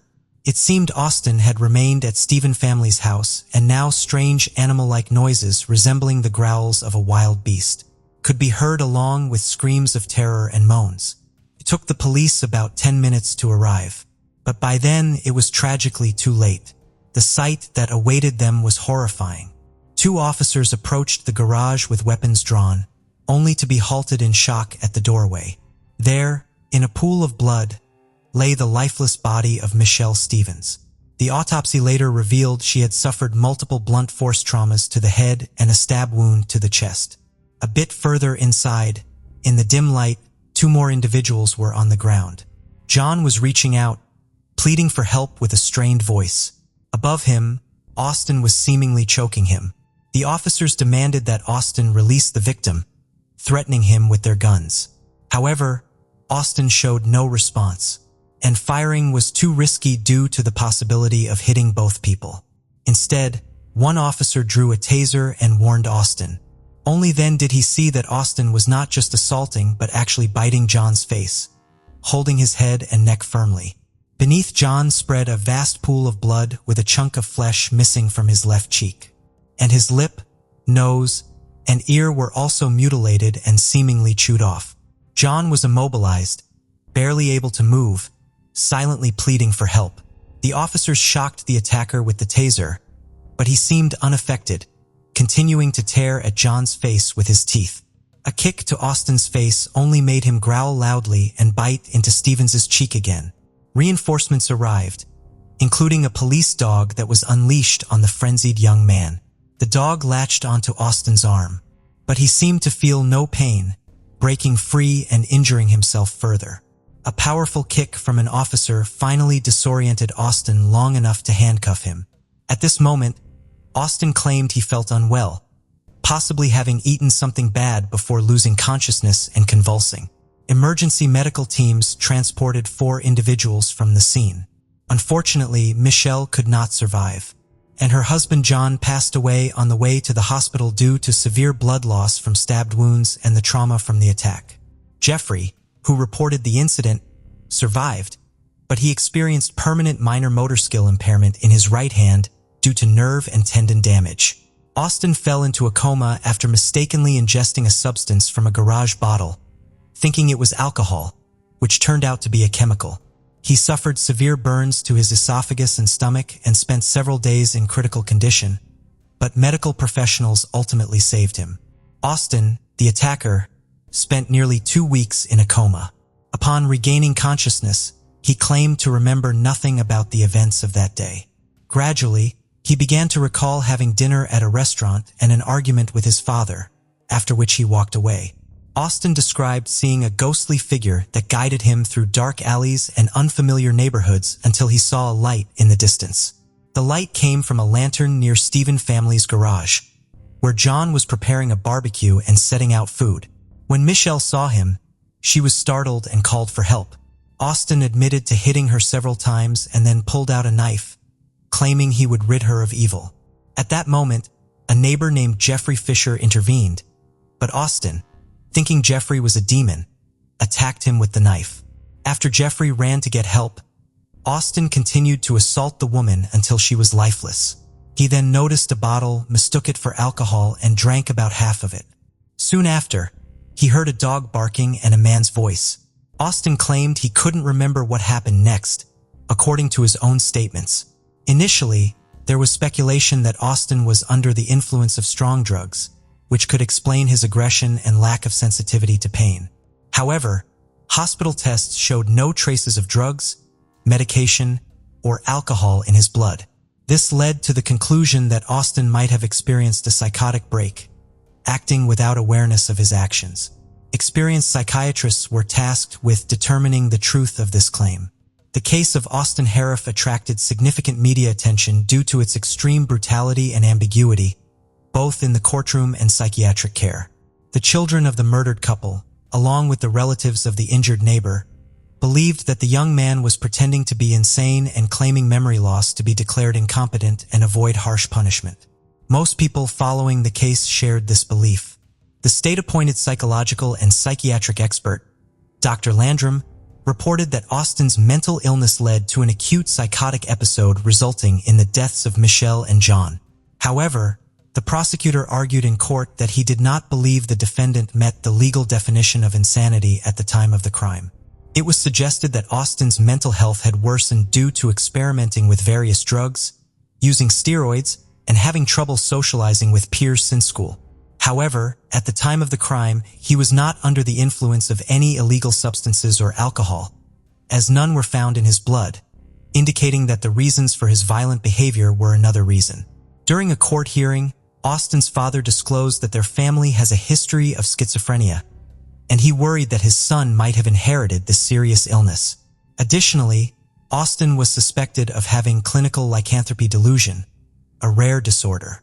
This might explain why he acted like a wild animal and seemed immune to pain, although no psychiatrist confirmed this diagnosis. After receiving treatment, Austin was moved to jail, but the case remains unresolved. He is still awaiting trial, and his lawyers argue that he is mentally ill. Meanwhile, the relatives of John and Michelle and Jeffrey have expressed hopes in interviews that Austin will be deemed competent and sentenced to death for his terrible actions.